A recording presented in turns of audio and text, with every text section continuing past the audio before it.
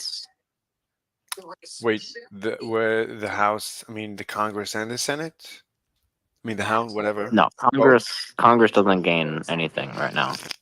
The Senate is up one, red.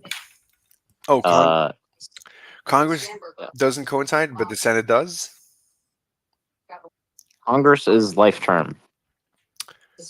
Wait, what do you mean Congress is lifetime? What are you talking about? What?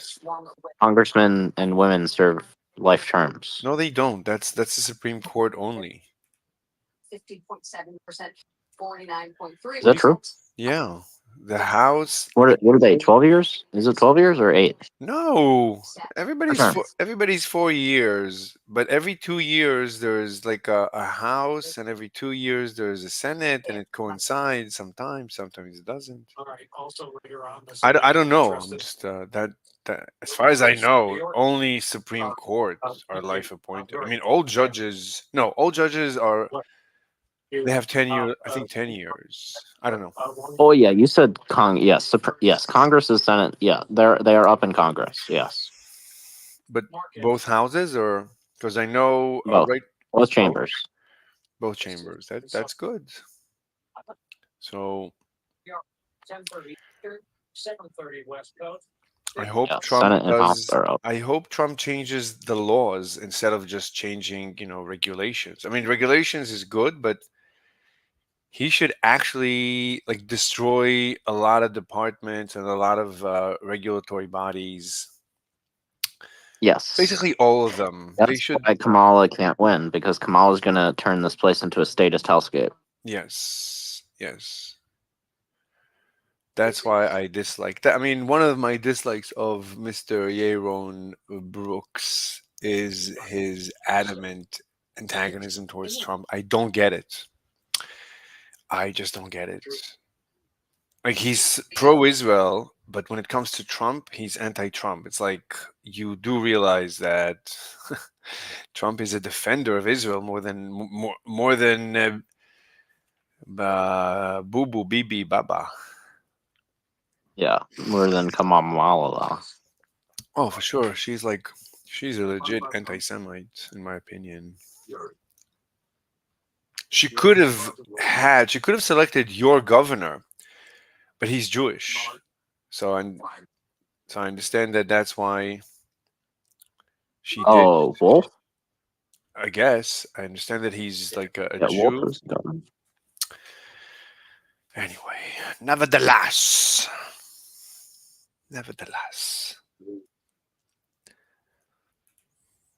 Wait, so you believe in the Lord Jesus Christ, our Savior, Creator of the universe? No, do you? No.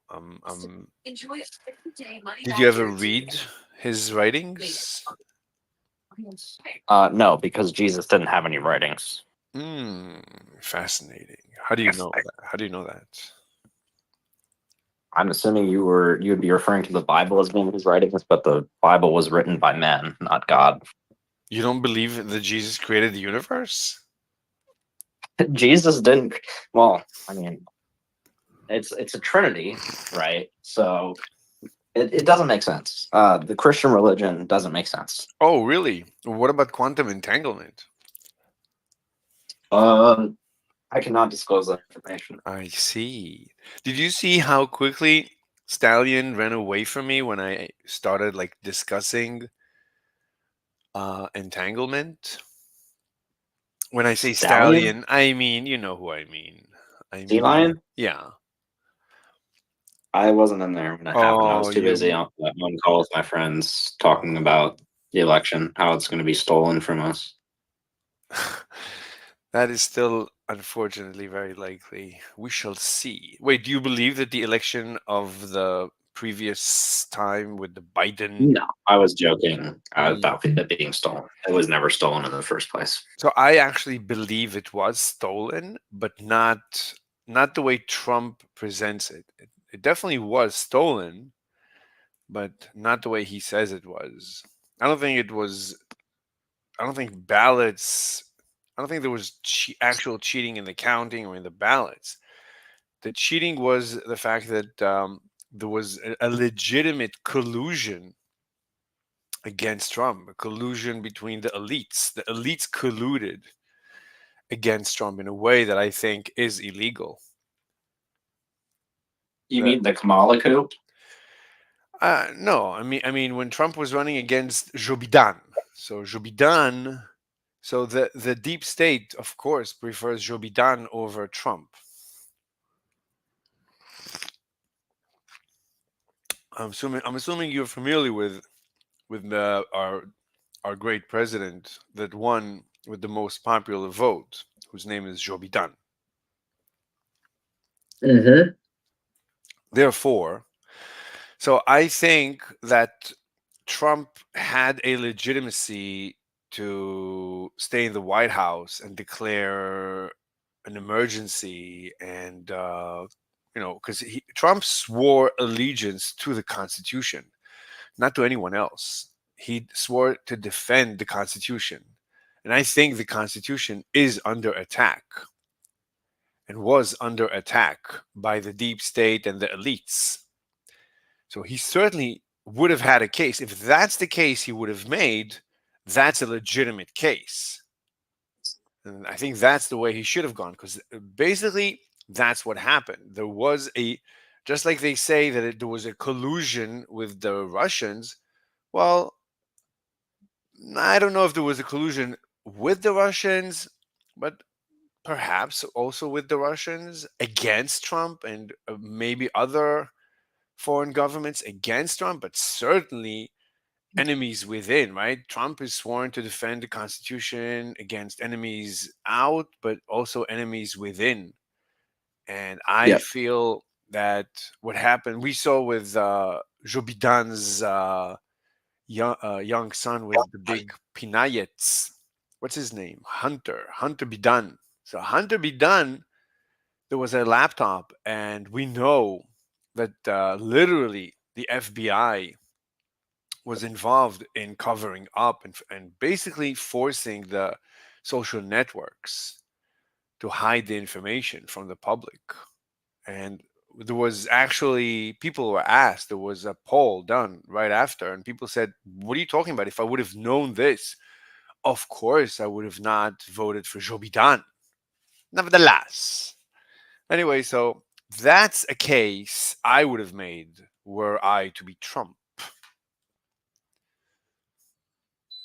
And then he would have had at least a legitimacy in front of the courts. He would have told the courts, listen, say what you want. I'm beholden to the Constitution, and it says there, enemies of the Constitution. I feel these people are enemies of the Constitution. Trump can, at that point, if he legit feels that the Constitution is under threat, Trump can nilly willy execute Joe Biden and anyone else he feels is the enemy of the Constitution. And he has, I mean, the Constitution gives him complete legitimacy to defend it.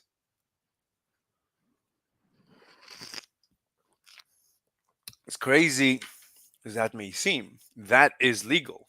But to just to cling to the seat, but not to give a good argument. So I think he gave a bad argument. But are you there? Yep. Anyway, nevertheless.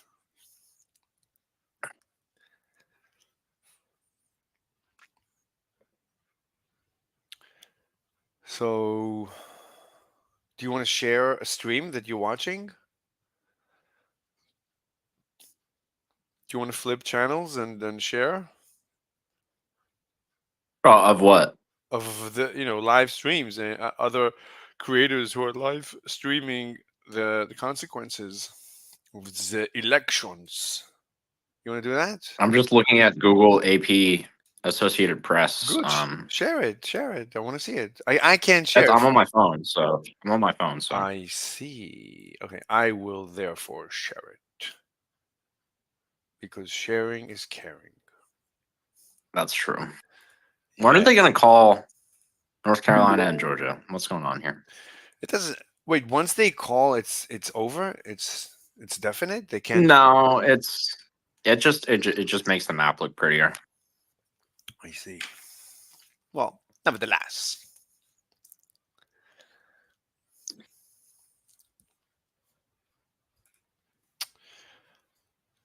Let's see. So you're saying. So you're saying.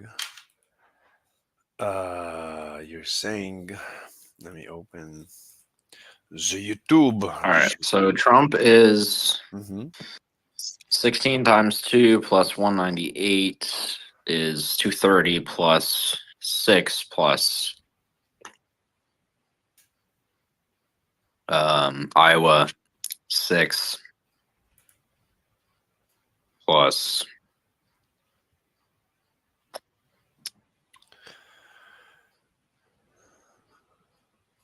Colby. Uh, If he wins Wisconsin, that's 10. So this is assuming he wins Wisconsin as well. That's 10.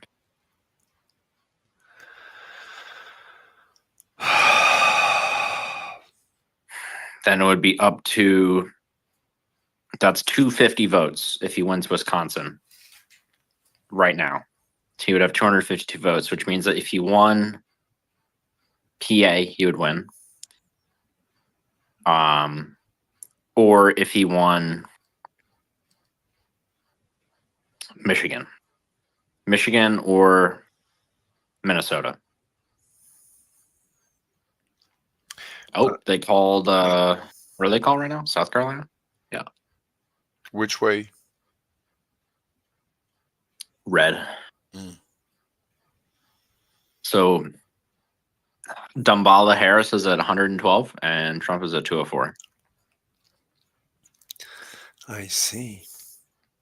She never won any election. Like, she was VP without being, right? Well, of course she wasn't elected VP, but she wasn't in the V.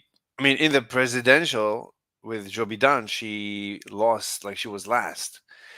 And this time around, she didn't do the primaries. She wasn't primaried. Yeah, They just appointed her, like in Soviet, like in the Soviet Union, like in the old. bro. Are you looking at the map right now? Well, you're streaming it, right? I'm going to in a second. You should see how red the U.S. looks right now. That's a good thing. It is a very good thing. It's a red wave. It's a good red.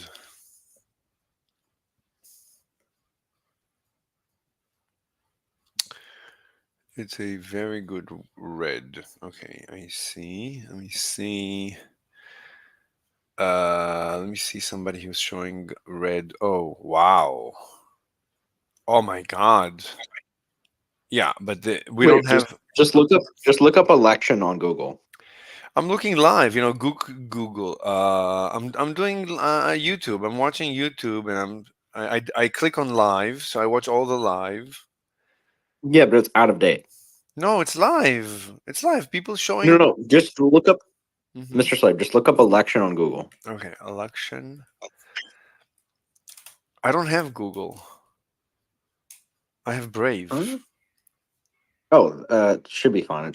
So it'll go through DuckDuckGo. I don't know. There's nothing. Change your browser to Google. I can't. It doxes me. Google is Does terrible. it? Yeah. If you Okay, want never mind. anonymity, you got to use Brave. Sure. Yeah. Okay, okay. Sorry. Yeah. You can't use any like you can't use any browser except for like a browser that's dedicated to anonymity. You cannot tell, for example, Chrome not to dox you.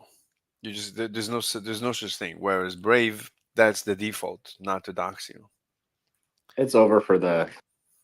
It's over for the communists in the White House. That's very good. It's good. We got to win for liberty. Yeah, but you didn't vote. I don't get it. I mean, you're not voting, but you're happy that other people voted. So that's Yep. really bizarre. Really bizarre.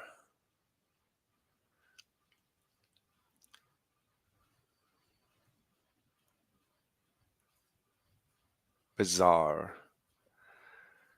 Who is this? This is Ludwig.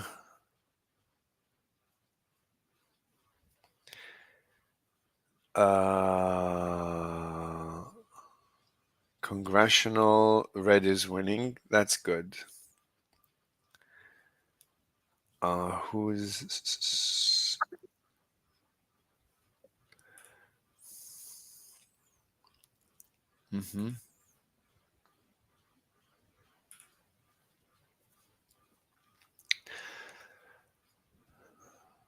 I mean, everything is nice except for there's a lot of dummy dum-dums on Trump's side. Like I heard Tucker Carlson talk about how demons attacked him.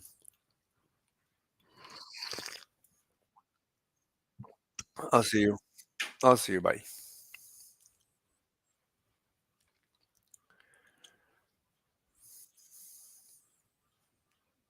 Destiny. Oh my God. Let's hear Destiny.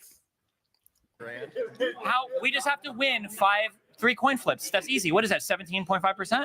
25, 75? Yeah, easy. Can I PayPal you $5,000? I don't even know how to gamble, so I just do the exercise. Sorry.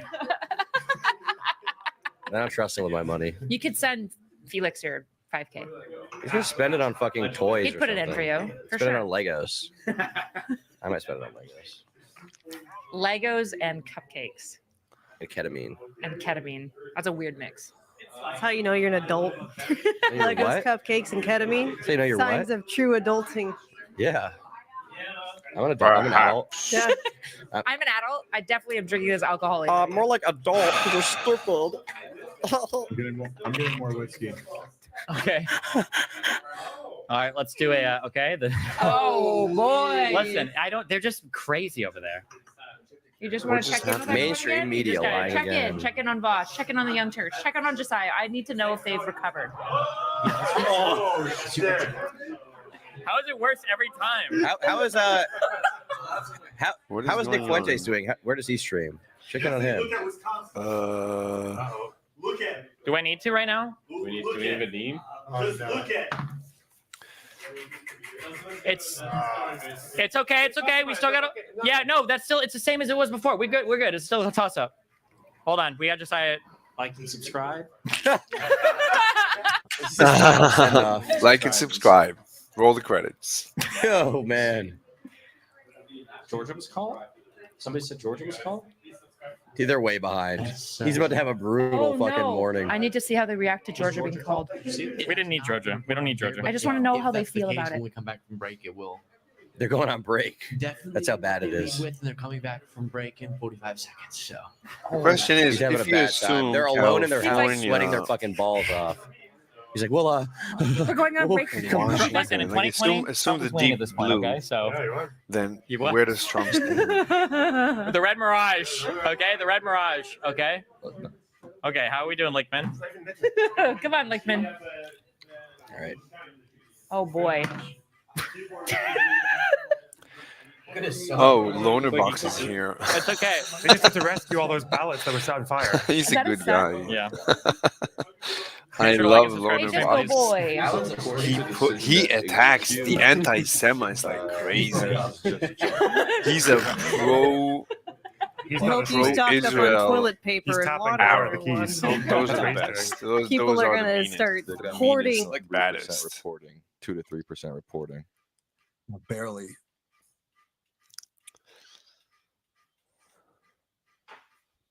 Key states. Wait, what's going on? We lost the audio. Gaber. We're gonna win with Super California. Yeah. Super cow. Dude, is Trump gonna win the popular vote? No. How close is it? Where are we at? This needle is so crazy, man. Dude, they're fucking up hard Well, at guys, New we York get the Times. popular vote. So They're Okay. saying, Chad is saying Sure. muted. Show me for Pennsylvania. Show me Vadim. Show me the Got my blood going. Show me the outstanding. Okay. yeah. Okay. That's all I wanted to see. We're okay still. What? It's not unwinnable. What is Why are you being such a not dork? unwinnable? You gotta believe in Felix. That's what I like to see. Hold on, real quick. That's what I like to see at least. If, Okay. if Trump wins, Clancy, you know you're fucked. You know you're fucked, Clancy. If Trump wins, you're fucking done. Far left liberal Pennsylvania. fucking social media Oh my site. God, See you in Kamala's winning jail. Pennsylvania. Not even That's stepping terrible. down. Jail. Find me those votes, Dan Clancy. Damn right. 36 estimated reporting. Oh, Trump is up either way. in Pennsylvania. 61% What about- reporting with Trump winning. Wow. Pennsylvania. I guess that. No, that's exactly where we were before. We're good. We're still okay. That $1 million is doing some heavy lifting. It didn't even go out to people, by the way. It didn't go out to people, and the people who won were selected. That's what it. Yeah. Yeah. All right, Vadim. We're still on track to win, right? Oh yeah. Well, the people who won were selected. Bring Pisco. Get the fuck over here. We need to powwow. Just yeah, Pisco. Just for a Genius. the second. same situation as in That's the beginning. genius. We're That hoping is for the three genius. states: Pennsylvania, Michigan, Okay, hold on. Wisconsin. So Wait. it's all good. Okay, Pisco's having some problems. I need you to come over here. You and me got to chair Pisco. You and me got to chair Pisco right now, okay? No problem. Tell Let's me. say No, I just need you to, because I know that you're dooming over there, but I'm not dooming. it's- I'm not dooming. listen, It's- it looks rough, but it's a fight. But no, we have to fight, okay? Right now, you're being a Merrick, and I need you to be a Jack. Listen, Okay, you're being a Garland. I need you to be a no Smith. matter what, it's not over till the fat lady sings. It is disappointing. No. because we all hope No, to no. see She's not that fat. Stop! Vadim, can He's you working come on over it. here? I need you. Pisco's already fucking conceding. I'm, He's such a. I'm not conceding. I just want everyone to know. Wow. I want to know. That's beautiful red hair. That's incredible. I already have please. whatever this is. No, he needs this. Pixie is wrapped up in a blanket. Okay, no. It's okay. We have Vadim. Okay, Vadim. I don't need it. I hate beer. I'm good. I'm not. We're not dooming. I'm not dooming. I know. I just He Vadim is hates gonna beer. help This us. is why Okay, he's thin. Vadim. So that we're on the same page. We need 3 states. Exactly. This is what we need. We need Pennsylvania, Wisconsin, and Michigan. Michigan. Also remember, at this time in 2020, Trump was doing better. Okay, so just keep that in mind. Okay, now wait, yes. Okay, Vadim, show us bring up Pennsylvania. Don't ever show up this map. Don't ever show us this map again. Okay. Okay, now look at this. We're behind by 100 and less than 110,000 votes. Okay, now Yeah. wait. Show me the outstanding. Show me Philadelphia. Show me the outstanding. Okay. Watch 150,000 votes. Okay. Philadelphia, Montgomery. Okay. Big guys. Also, Bucks is big for us too. Now, when I say big, I don't mean 55-45 big. Show me Montgomery. Watch this. Look at this. Look at that. Look at that outstanding. We call this in the biz free money. Okay. That's free money. It's a toss-up. It's not a toss-up. Okay, close. so Vadim, now that we've seen the Philadelphia's It's one, super close. Vadim, bring us back into Michigan. Get us out of here. Bring us into Michigan, okay? All these guys here just fucking chilling. Yeah, they're chilling. Just hanging out. Okay, Michigan, why haven't they called it yet, right? Okay, take us out of Michigan. Okay, now this one, I'm going to be honest. This is the Wisconsin one is tough because what a dog shit state. They need it. What an absolute dog shit state. Okay, There might still be voting. no, they're not. Actually, the conservatives might. Okay, bring me in here. It's a 30,000 vote deficit, but there's a lot of small dudes outstanding here. Okay. Yeah. Now, but Wisconsiners are weird because it's very far north. Look, Canadians. Okay, they might be voting. They're helping us. They're helping us. They're helping us up here. Okay, they swim across the rivers. Okay, so Okay, very nice. Wisconsin is the one to look out for. Yes. Because Yeah. Very nice. Very nice. It is very, very nice. Okay, we need to move on with our lives, whether Trump wins or loses. So the next step in our research, so we proved beyond the shadow of any doubt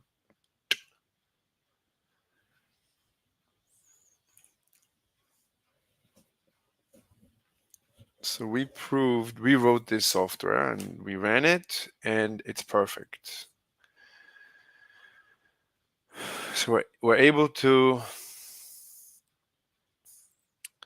reproduce quantum entanglement, or we're able to reproduce Bohr's quantum mechanics with Einstein's. Let me close this. With Einstein's Einstein's what? Einstein's, please shut up. Triggered by Charlie Kirk.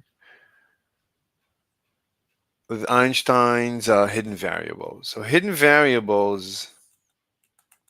Why can't I? So hidden variables is winning. So hidden variables. Would you like to? No, I don't want to see. Oh wait, how OBS crashes so hard that there's nothing I can do with it. Like even the crash, even the OBS crash Windows message is blocked. I can't click yes or no, and there's nothing I can do with it. Nothing I can do with it. OBS has crashed, and it always crashes. So OBS is trash. There's nothing I can do with it. I can't even close it. I literally have to go to. I haven't done this in who knows how long. I haven't killed a task I would say in years. I have not killed a task. This should tell you just how terrible OBS is, that I actually have to kill the task. End task. Okay, and now it's gone. Okay. So OBS, yeah, it's garbage. Just garbage.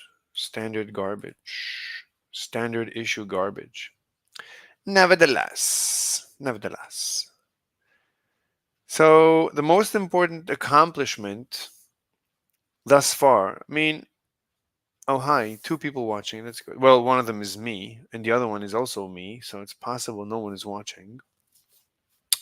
Nevertheless. So the question is, there's no question. So the question is, can we now move to disqualify the Nobel Prize for quantum entanglement? So let's change.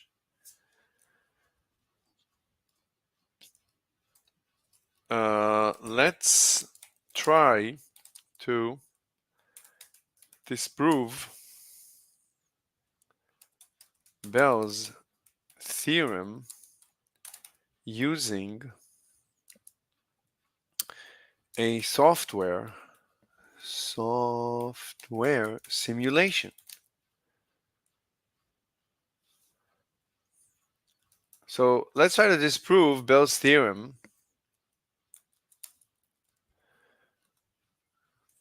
and quantum entanglement. You could say quantum entanglement actually exists. I mean, but you would have to qualify it that it's hidden variables.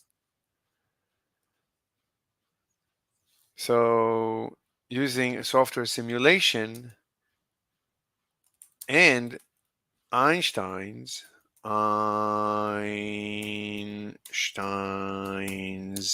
hidden variables theory. So instead of, oh my God, every time I say theory, she wakes up. So let's remove let's try to disprove Bell's, let's call it inequality. I don't care, Bell's inequality, Bell's theorem. Quantum entanglement using instead of using, let's say, W/ with software simulation, then we'll use the ampersand Einstein's hidden variables theory. We still have too many letters. I think maybe without the word theory. So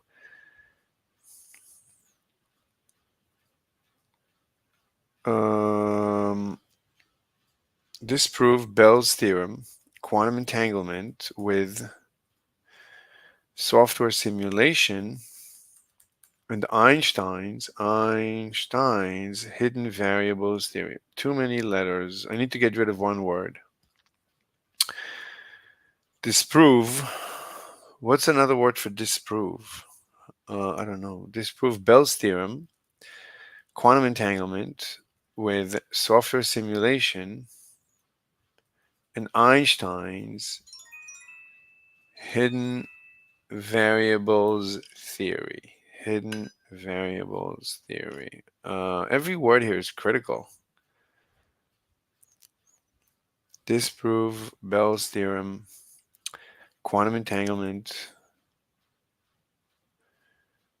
with software simulation. Maybe without the and without the slash. With software simulation, Einstein's hidden variable, maybe hidden variable, maybe without Einstein. With software simulation, Einstein hidden variable theory. We could also say Bell theorem. No, we can't. No one knows what Bell theorem is. Bell's theorem.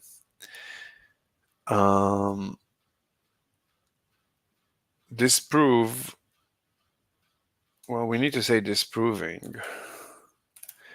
Disproving Bell's theorem, quantum entanglement with software simulation, Einstein hidden variable theory. Yeah, we got to get rid of the word theory.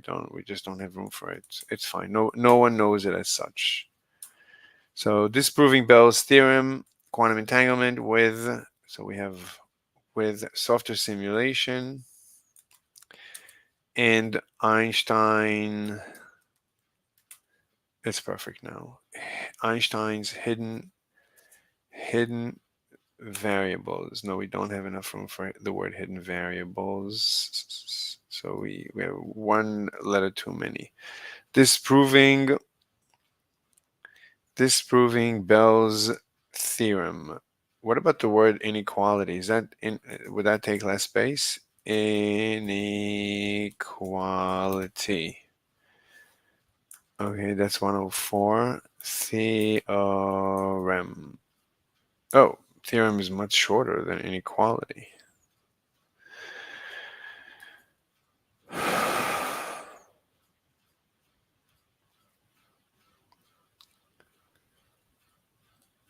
Maybe instead of disprove, falsify. Falsifying.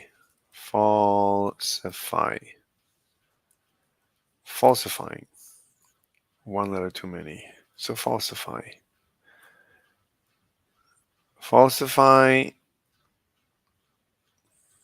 Oh, let's just say Bell's theorem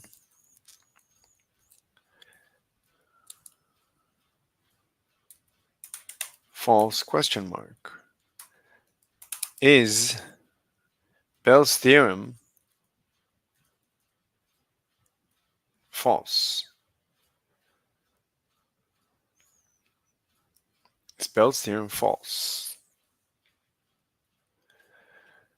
Anyway, let's maybe rename it. Can we prove that Bell's theorem is false?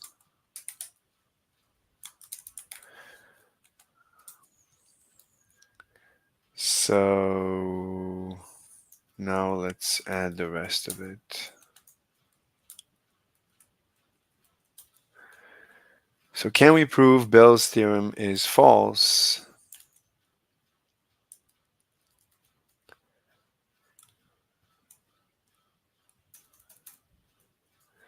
So this has to do with quantum entanglement. Yeah, we can just add like software simulation.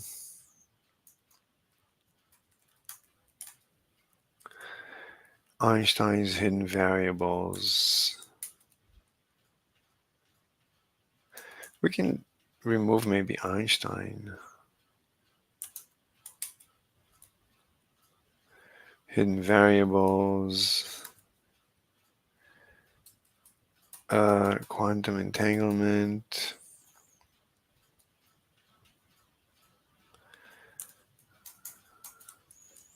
Is Bell's theorem wrong?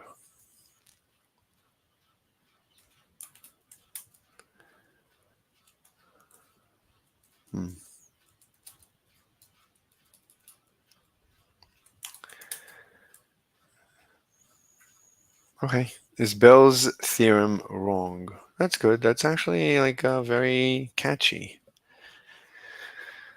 Is Bell's theorem wrong? Is it wrong? What's your opinion?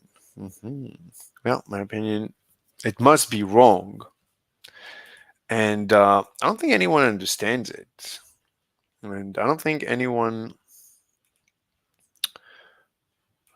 My intuition is no one understands it and it's wrong and it's nonsense and it's the emperor's new clothes. That's the only explanation I have. And so far I've been vindicated. So let's begin. So we need to understand what is Bell's theorem. So let's try to understand Bell's theorem. So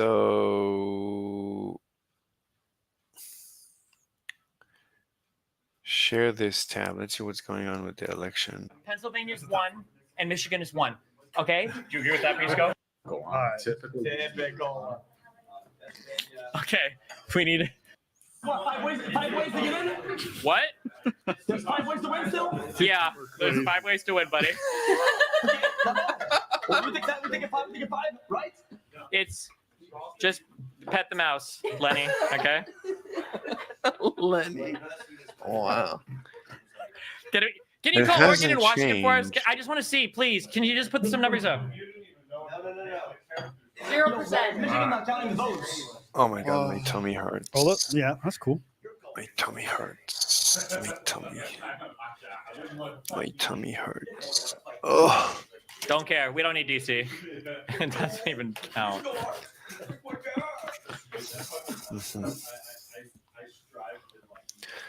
Apparently the Wayne County. Why are they not counting that shit? Yo, Disney, how does that work? Wait, is that Wayne County? Is that Michigan? The cop's a bit wiser in Wait. Wisconsin. Vadim, show me Georgia again. I just want to see it. I just want to see if they call that correctly. Let me just see Georgia. Georgia's over. Let go. Oh, no, wait. Show me the outstanding in Georgia. Show me the outstanding. How often? Wait. Okay, Win it. Vadim, don't show me Georgia anymore. I don't need to see this. Wait, where did the bomb threats happen? In all the places we're losing right now. Oh, they have bomb threats? No, because we won Pennsylvania. Maybe Wisconsin, though. Wait, you won Shut up. Pennsylvania? That's because they're reporting all the fat rural counties first. Yeah. Hey, man. Where's that? How's Milwaukee? Show me. Wayne didn't count. There's a million ballots in it. Yes, that's good for us. Wait. Can you go back to Wisconsin and show me Okay. something? It's still we're still not. We didn't win yet. We did not win yet. All right, let's begin. Let us begin. In the beginning.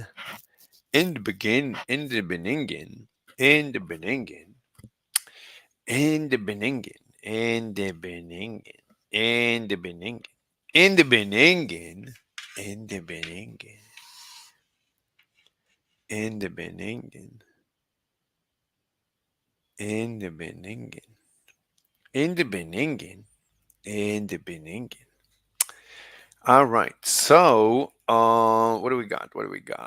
Let's open a new browser. Share this.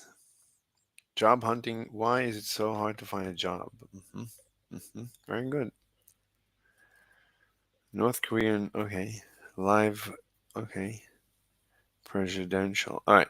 Obsessed with coworker. Man killed his Louisville coworker because she took long breaks. court docs show. Like immediate execution. Why keep these people alive if this is actually true?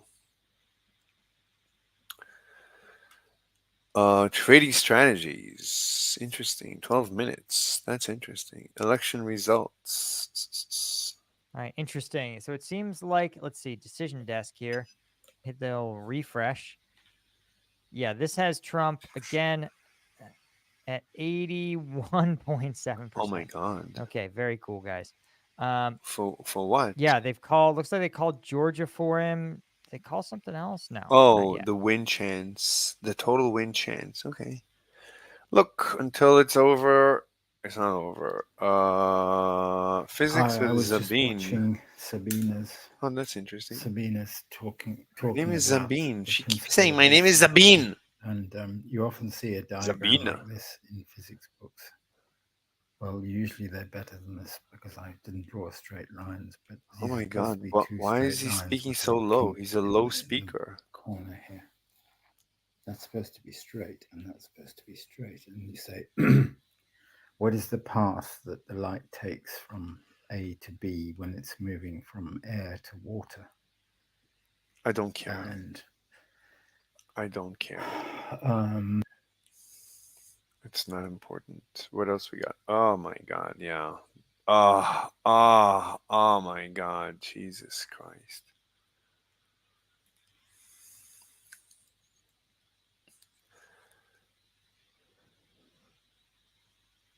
Architect of ideas. Very nice. Jesus. Oh my god.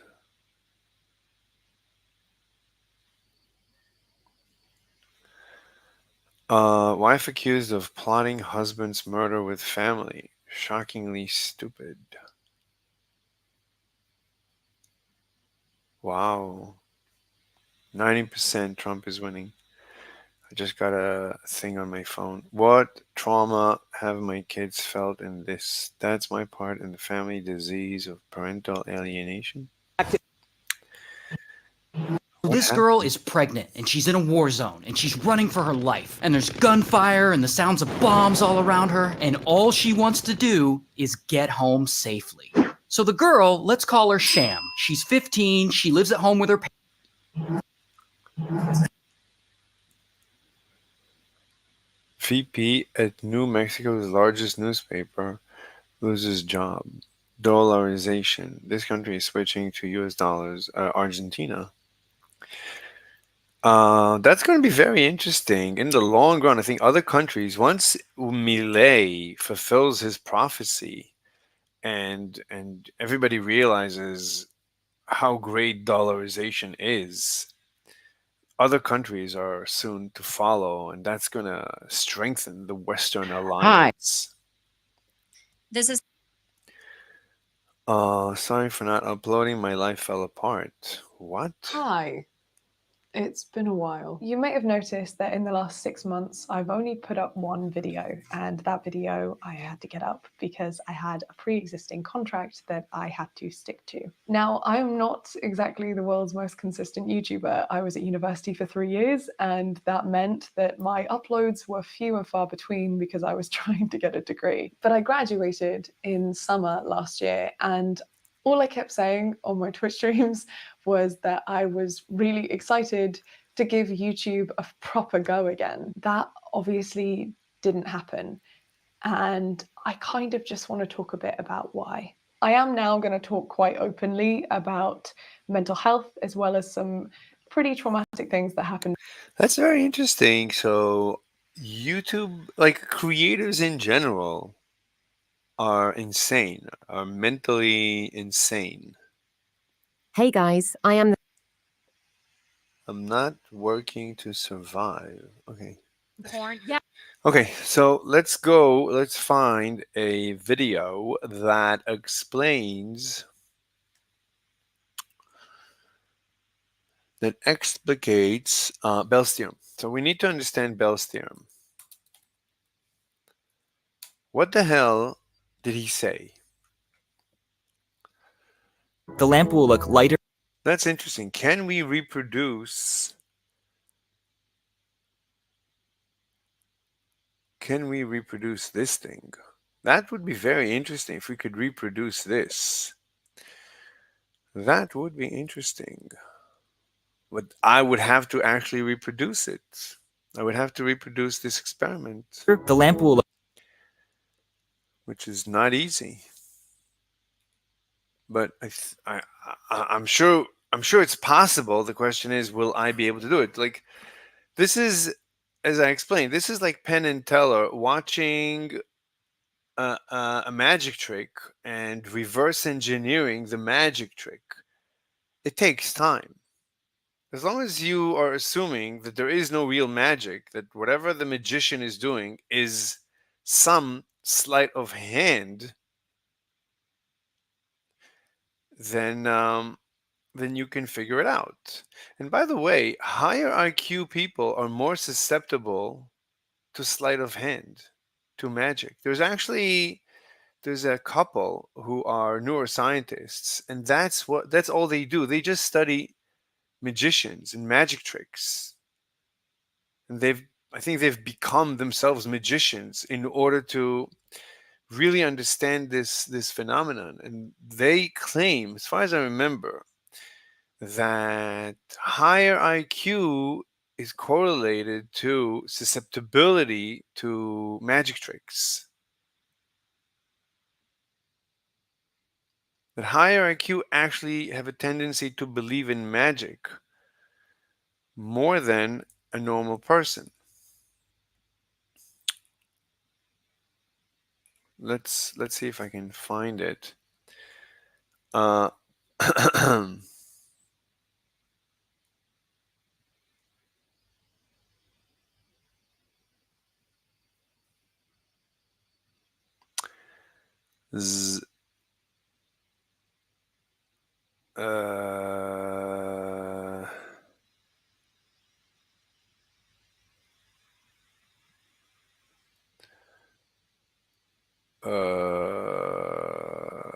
Correlation IQ magic trick. Let's see if we can find something.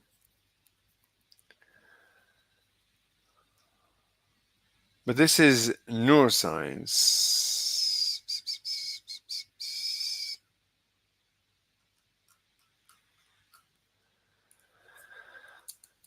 Neuroscience.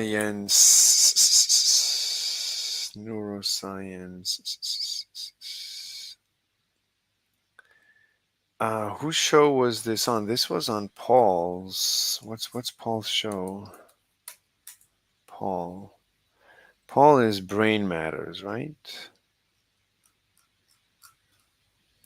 I think it was on Brain Matters. Brain Matters. Where's Brain Matters? Okay, let's look for Brain Matters first. It doesn't really matter because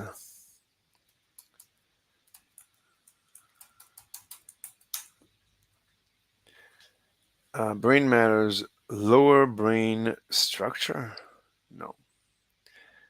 No, the Brain Matters podcast.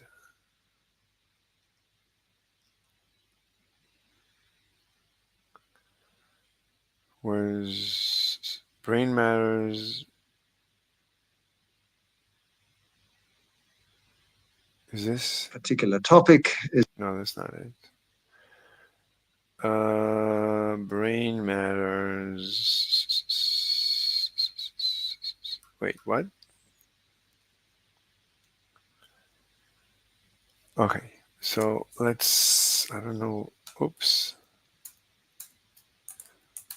Let's just say Brain Matters podcast. Brain Matters. This is it, I think. Isn't it? Brain Matters. Oh, I'm not subscribed.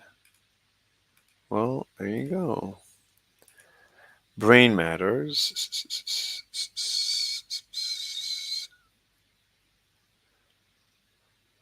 Is it?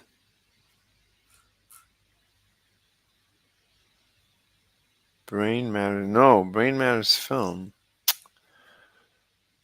No, not interested.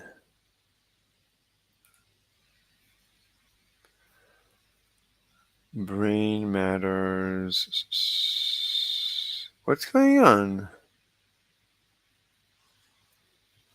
This brain matters?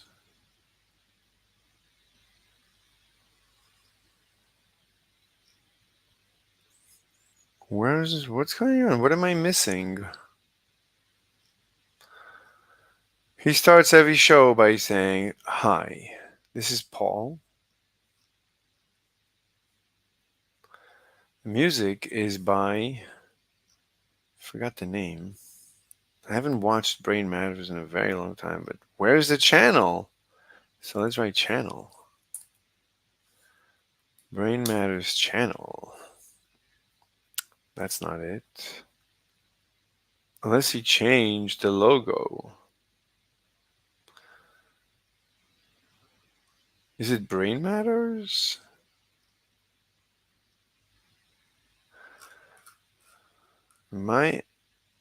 Welcome to Mind Matters? This is Mind Matters. Every mind. No. Okay, we're looking for a neuroscience podcast. Paul.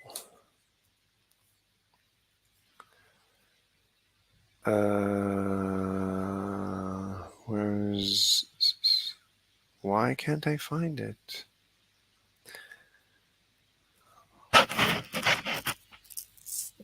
Jesus Christ. This is what happens. Okay, what about ginger? Let's look for neuroscience with ginger. Ginger. Okay, that's brain science. That's the other one. Let's subscribe. Maybe she doesn't have an about. Okay, maybe if we watch one of her videos, we'll get recommended his video. So let's go to brain science and look for brain matters. I can also look on my phone in the podcasts. Let me look on my phone. I haven't listened to my podcast in years. Jesus. I used to listen all the time, but now I just watch YouTube. YouTube is much better than podcast. Updating library. That's how long I haven't listened to a podcast. Brain. Jesus. Let's see. Oh, it's called Brain Inspired. Okay, Brain Inspired. All right, Brain Inspired. Sorry. Shall we? Not ginger. Brain Inspired. There we go. Brain Inspired. Subscribe. Can we do a search with Inya? So magic. What do we got? Jeff Hawkins. I don't like him. Oh, I don't like basically any of them. Brain cost function, psychology. Gets no respect.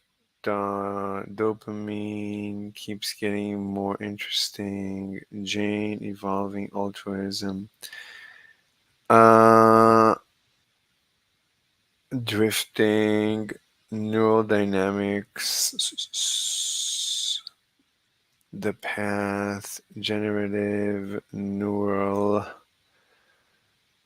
complexity, visual intelligence,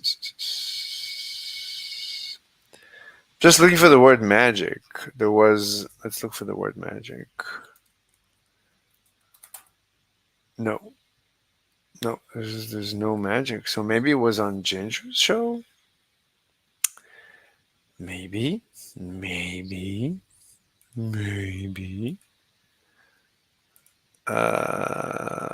Share this.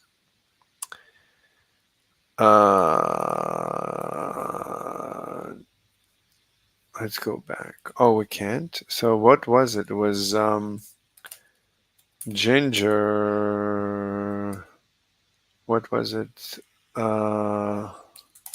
Brain inspired. No, that's brain inspired. Ginger is, I don't know. Brain. Okay, Ginger channel brain. There it is. Brain science.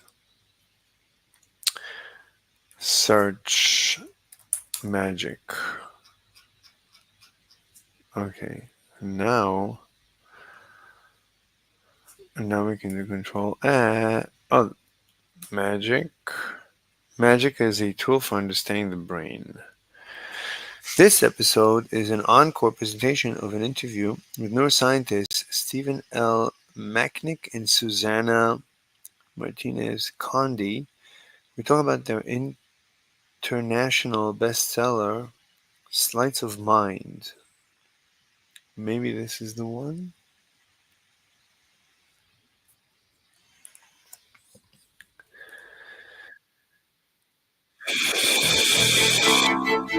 Welcome to Brain Science, the podcast that explores how recent discoveries in neuroscience are unraveling the mystery of how our brain makes us human. I'm your host, Dr. Ginger Campbell, and this is episode 165. Today, we will be exploring how magic can be used to learn about how our brains process perceptual information, mostly vision, but also from other senses. Just as visual illusions reveal surprises about how vision works, it turns out that magicians are masters at exploiting the shortcuts our brains use to perceive the world. Before I tell you about today's interview, I want to remind you that you can get complete show.com. You can submit for on Facebook. Don't forget that you and Dr. Susanna Martinez Conde, they're the authors of the book Sleights of Mind, What the Neuroscience of Magic Reveals About Our Everyday Deceptions. This interview originally appeared as episode 72, but I'm replaying it today because I'm going to be doing a new interview with Dr. Stephen Macknick later this month. Since this interview was recorded, Stephen and Susanna have moved from Arizona to New York, where they now are both on the faculty of the Department of Ophthalmology at SUNY Downstate Health Sciences University. I'll be back after the interview to share a few highlights as well as a few brief announcements. Stephen, Susanna, I really appreciate you coming on the show today. I thought that you might start out by introducing yourselves very briefly and telling us about how you got into neuroscience. Susanna, would you like to go first? My name is Susanna Martinez Conde, and I am the director of the Laboratory of Visual Neuroscience at the Barrow Neurological Institute in Phoenix, Arizona. I got started in neuroscience as an undergraduate in experimental psychology in Spain. After I got my bachelor's degree, I started graduate school in the field of visual neuroscience, also in Spain at the University of Santiago de Compostela. When I graduated from graduate school in 1996, I almost immediately after. Hello, Vinci. What's going on, man? I keep getting news feeds, like updates. As far as I know, there's no news. Or am I wrong?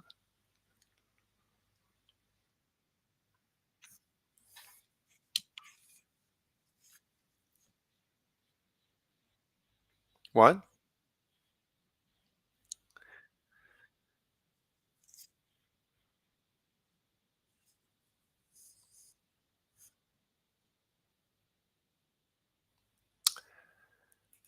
One second. We lost.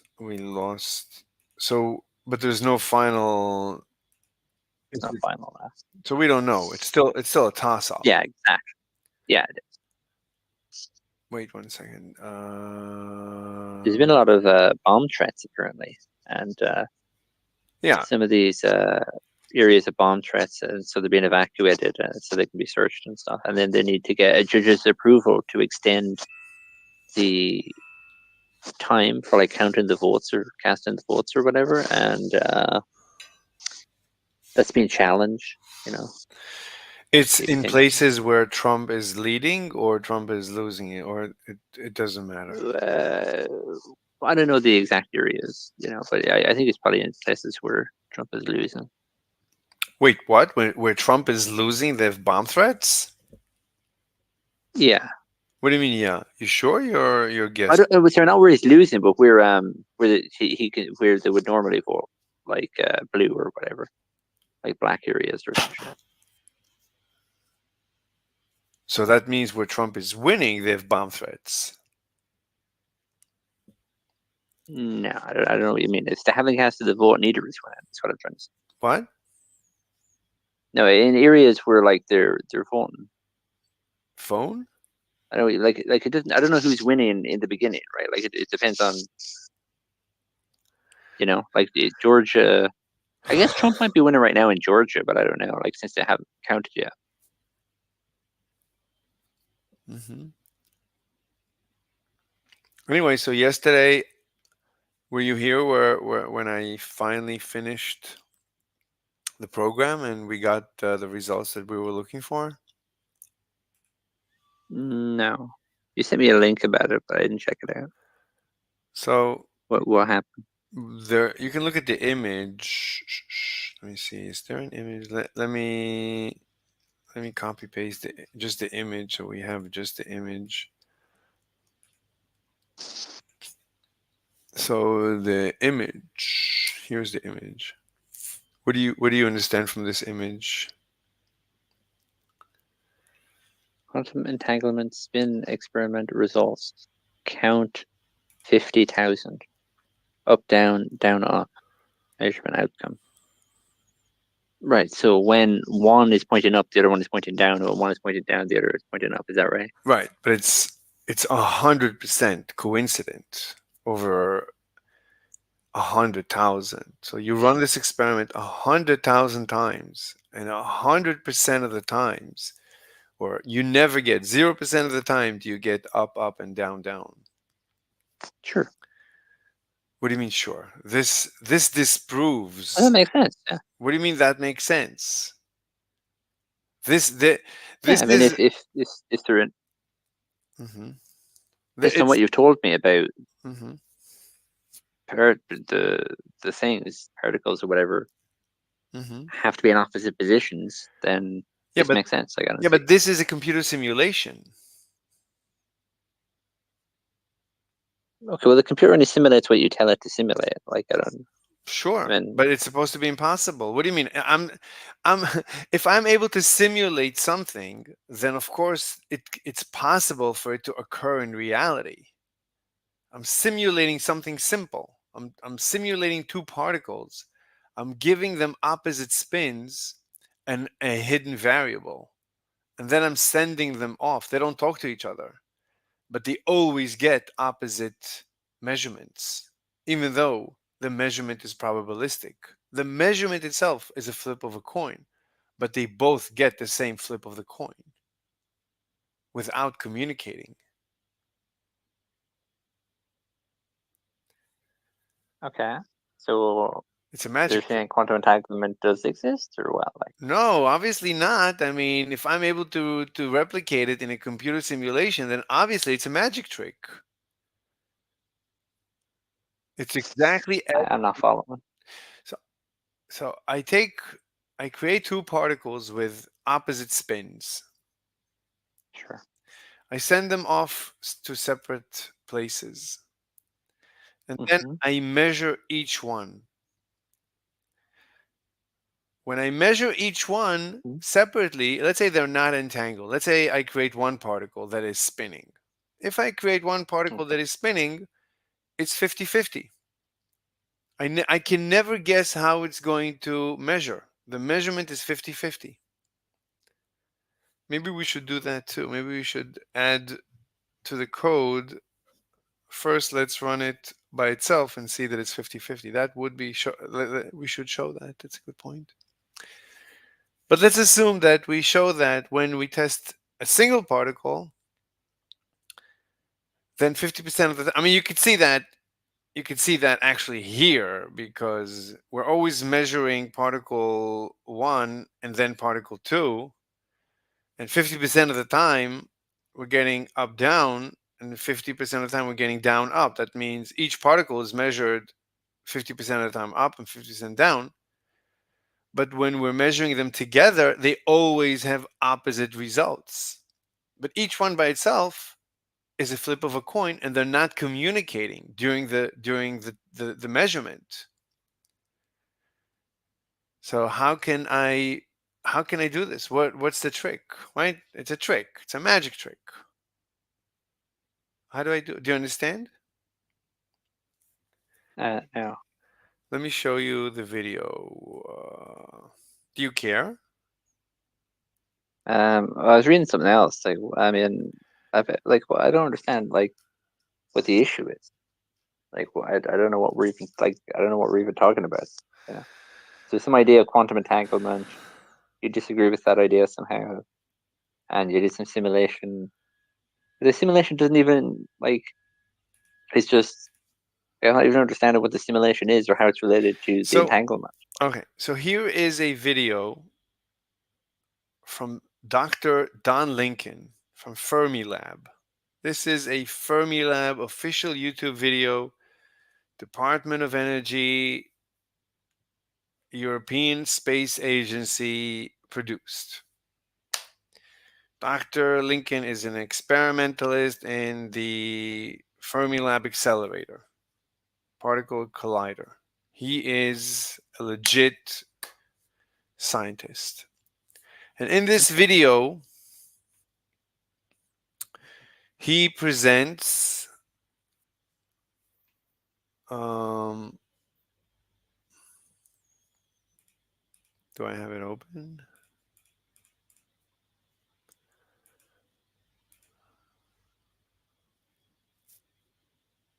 Let me try and find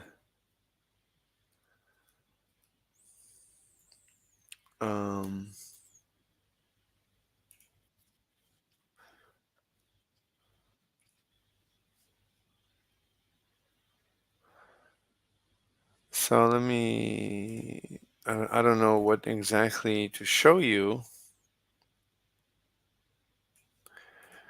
This is an image from the video where he says that blew Einstein's mind. Let me actually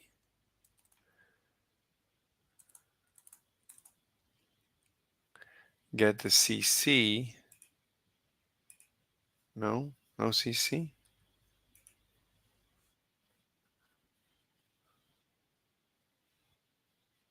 Why can't I see the CC? Why is the CC not working? When you need the CC, it's not working. Let's refresh.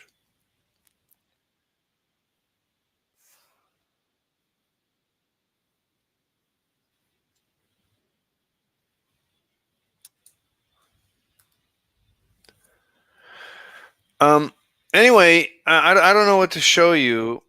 You'd have to watch the video.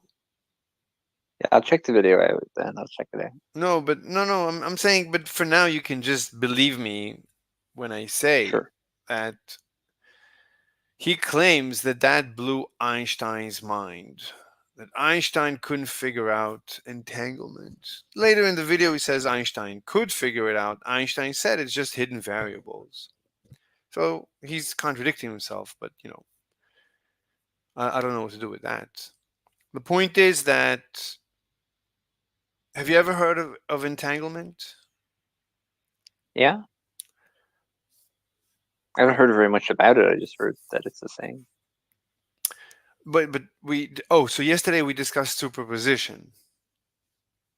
Yeah, I think so. Yeah. Right. So, do you want to do you care about entanglement? I don't know much about it. Like, I mean, what's So he starts the episode. Don Lincoln starts the episode by saying, "This is the weirdest thing in physics," and he says this blew Einstein's mind. And the name of the episode is Quantum Entanglement, Spooky Action at a Distance. So it has the word spooky. So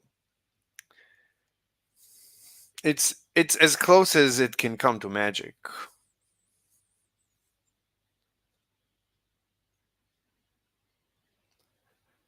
Okay. But like, do you care? Like, yeah, but I guess it's interesting. Yeah. Right.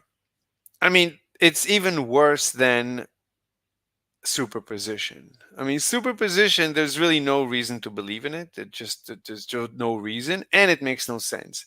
Entanglement, I'm going to show you evidence to want to believe it, to have no choice, but also it would make no sense. And then I'll show you that you don't have to believe it. It's nonsense. Anyway, so entanglement, the experiment is that you start with a particle and you let it decay into two particles. The original particle doesn't spin, but the two particles that decay out of it do spin. So far, so good? Sorry, say that again. Something happened there. Sorry. The original, you start from a particle that does not spin. So far, so good? Okay. Yeah. You let it decay into two particles that do spin. So far, so good? Yeah. But there is a law of nature that we've never seen violated, and that law is called conservation of angular momentum. Do you have any idea what this law might state? It means that there's momentum that has to be conserved or something. I mean, angular momentum. Yeah. What is angular momentum? It's momentum in a particular direction, I guess. It's angular. It's spinning. So spinning momentum, like if you spin around yourself, when you spin around yourself, it must be because you're causing Earth to spin in the opposite direction. Does that make any sense? Yeah. It does? Do you? Wait, what do you mean? Like, do you want? But I don't feel like. Are you concentrating, or are you looking at something else? Okay, I'll try and concentrate more. What's happening? There's So if angular momentum. So you start with a single particle that does not spin. Yes. And then it decays. Yes. And then it spins. Into two particles. And let's say these two particles do spin. They spin in opposite direction. Yes. In order to maintain the law of conservation of angular momentum, they must spin in opposite directions. There's just no way they can spin in the same direction. Sure. We've never seen that. Things don't just start spinning. Things don't start moving without pushing against something else, and things don't start spinning unless they cause something else to spin in the opposite direction. So these two particles, when they come into existence, they spin each other in opposite directions. So we start with one particle with zero spin. We get two particles that spin in opposite directions. So far, so good?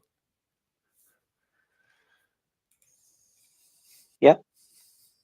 So can you repeat everything? That sounds good. You just said that the particle has no spin, and it decays into two particles that are spinning in opposite direction. Very good. Very good. Now, this spin, it's a spinning wire, basically. When a particle spins and it has, let's say it has charge, so it's a spinning wire or a spinning electric field, it creates a magnetic field. It becomes a magnet. And that is actually what a magnet is. A magnet is many tiny atoms that are spinning all in the same direction. So that is what a magnet is. Anyway, you take the two particles that are basically two little magnets. You know what? I'll just show you the video. I understand. I'm following you. Yeah, it's like if you have two magnets that repel each other, right? I don't know. I mean, the two particles, a charged particle that is spinning causes it's like a magnet. It becomes a magnet. A spinning charged particle is a tiny magnet. So it has a north and a south.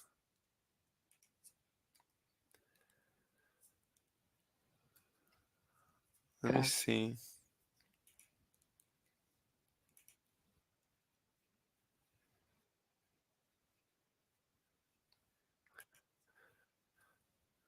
Let me see.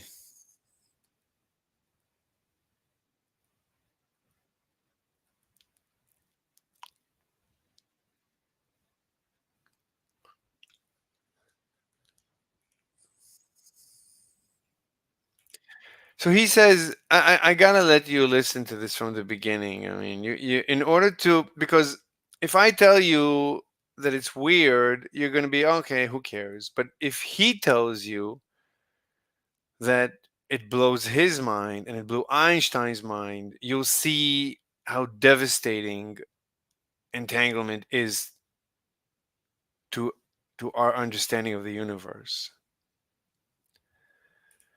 The question is, are you curious about this, or does this bore you to tears? Well, I gotta go do some stuff, so I can't watch the video right now. Okay. I'll chat to you later. All right, come back. Bye. All right. Yeah, it's difficult. It's impossible to explain it nilly-willy. This is part of the problem, that you're trying to understand to people that they're being defrauded, but they can't believe it. Like, explain to people the paradigm of the emperor's new clothes. People can't believe it. No. There's no way. There's no way we're being defrauded. There's no way. The problem is that the emperor's new clothes, there are no salesmen. We are the salesmen. We are selling the emperor's new clothes. I wish there was a con artist that came into town and was selling the emperor's new clothes. But that's not what happens in reality. In reality, this phenomenon is emergent and we end up all selling it. This is religion. This is flat earthery, and this is all the conspiracy theories. It evolves. One person says something and another one takes it and moves it, and every person, they all push a certain narrative that you could say, what are the chances? Yeah, but the chances are, when you have, I don't know, 8 billion people walking on this planet, you have many emergent phenomena.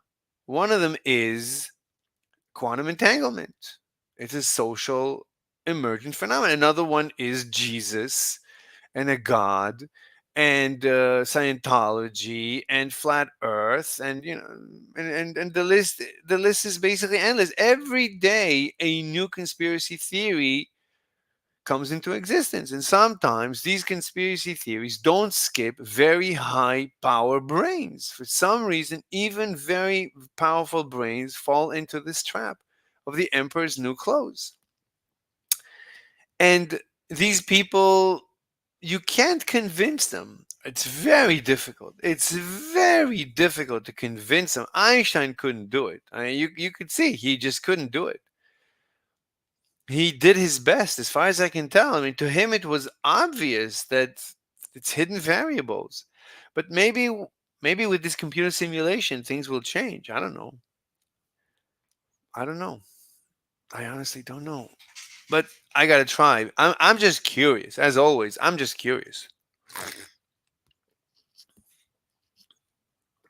As Candace Owens says, I'm just asking questions. I'm just asking questions.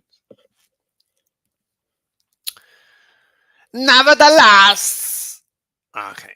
So let's get back to, I don't know if we should watch this. We should watch this.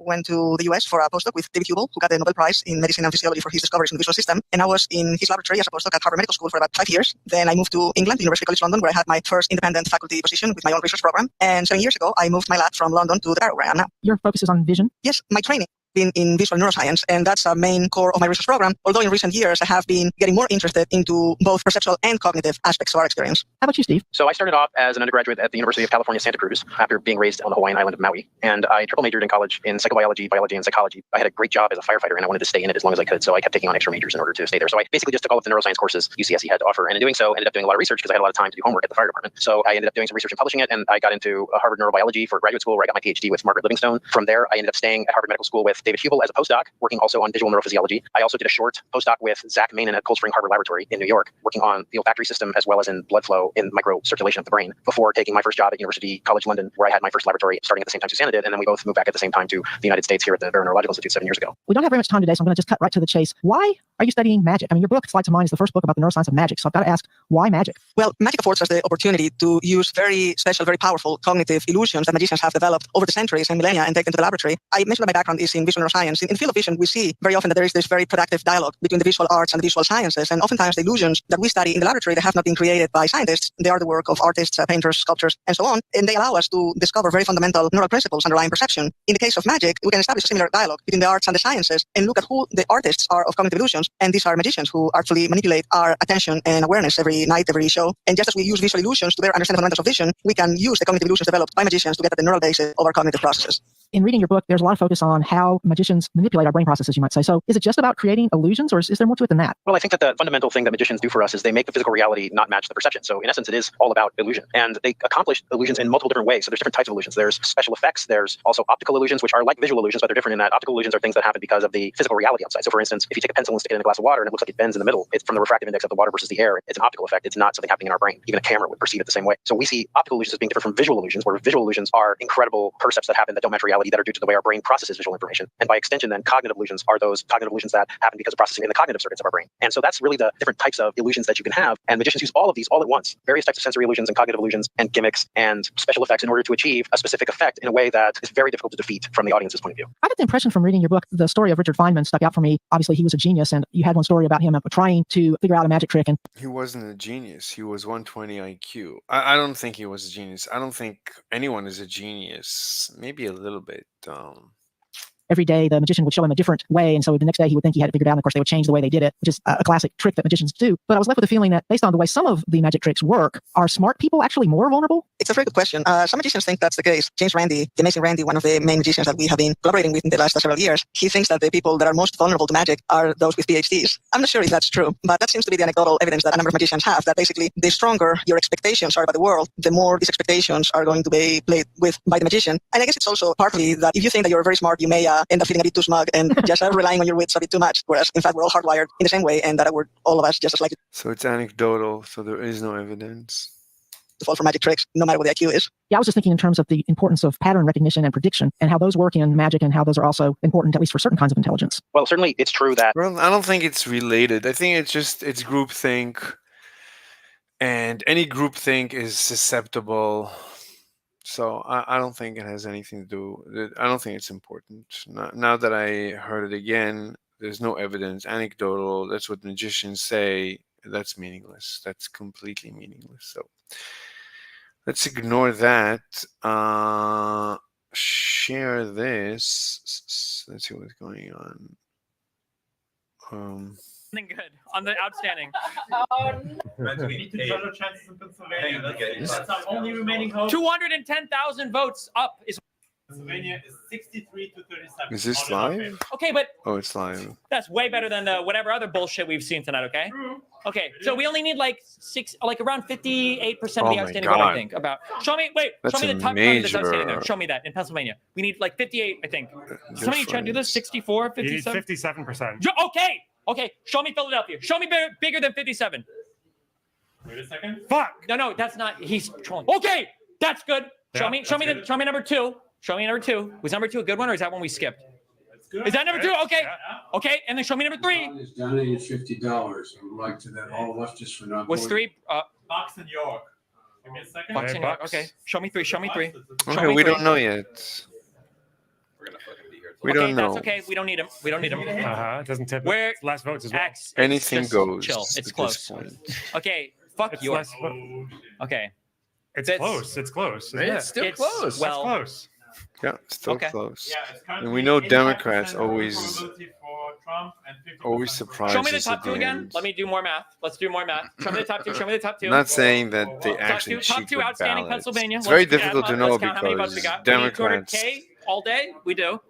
always oppose Okay, bring me up number one. Bring me up number one. voting ID. First They county. always We fight need 200K. against That's all we voting need, ID. baby.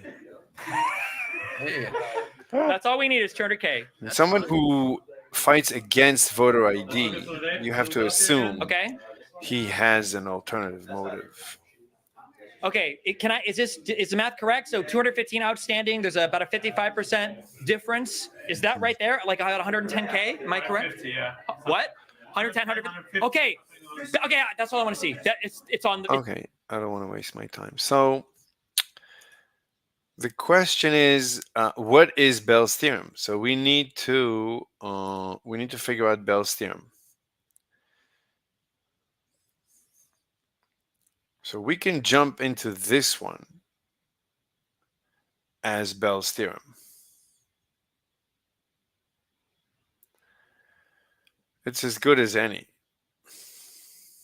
We can try it. Who else?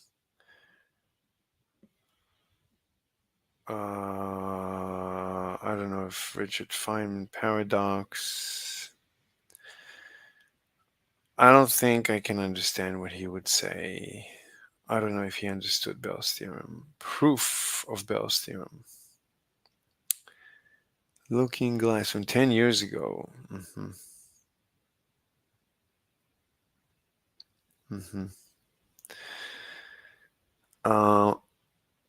60 symbols.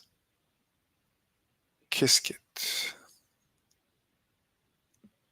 Qiskit is the name of a library, a Python library. Bell's inequality, the weirdest theorem in the world. Nobel Prize 2022. Hidden variables. How we know they don't exist in quantum mechanics? Okay. Well, Sabine thinks they do exist, but we need to prove it. Doesn't help that somebody believes. Even Einstein doesn't help me that he believed. You have to come up with the algorithm to show that you can reproduce Bell's theorem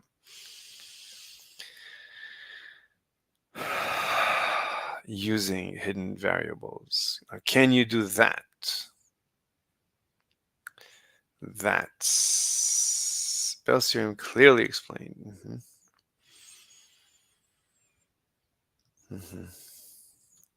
Okay. Oh, there he is himself, Mr. Bell. Via science. Okay. And this is the video where she says, nope, but she doesn't prove it. She just asserts it. I listened to her multiple times. I don't know what she's saying. Except for it doesn't violate, I don't know. And then she says in her course on stupidity, whatever, brilliant, she says, I will teach you why entanglement is the most important thing. What do you mean? Why is entanglement the most important thing if it's just a magic trick?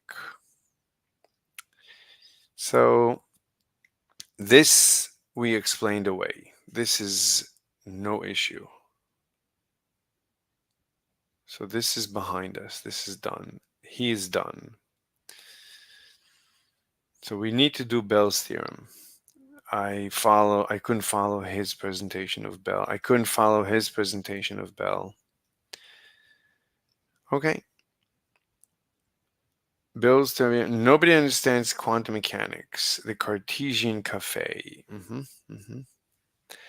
Accepting Bell's theorem. The spooky side of quantum physics. Tim Maudlin on astonishing and fear in quantum physics 4 months ago.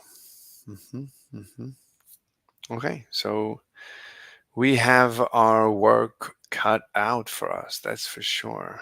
Some light quantum mechanics with minute physics. Quantum weirdness, Schrödinger, cat, EPR, Bell's theorem, MIT OpenCourseWare. Everything is determined. So she seems to be on our side, on Einstein's side, but even Einstein can't help us just by asserting hidden variables. You need to show, you need to demonstrate that hidden variables fixes Bell's theorem. How entanglement breaks the universe. Refuting Bell's theorem, why God does not play dice. What do you mean?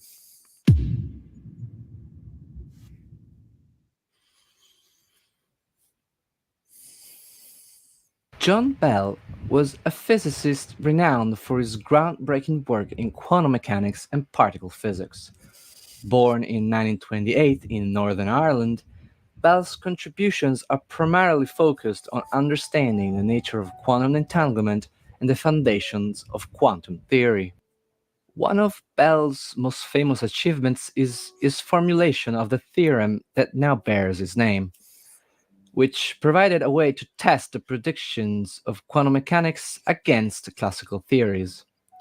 Bell wrote his important paper on the Einstein-Podolsky-Rosen paradox while working at CERN during evenings and weekends as part-time endeavor alongside his primary research responsibilities.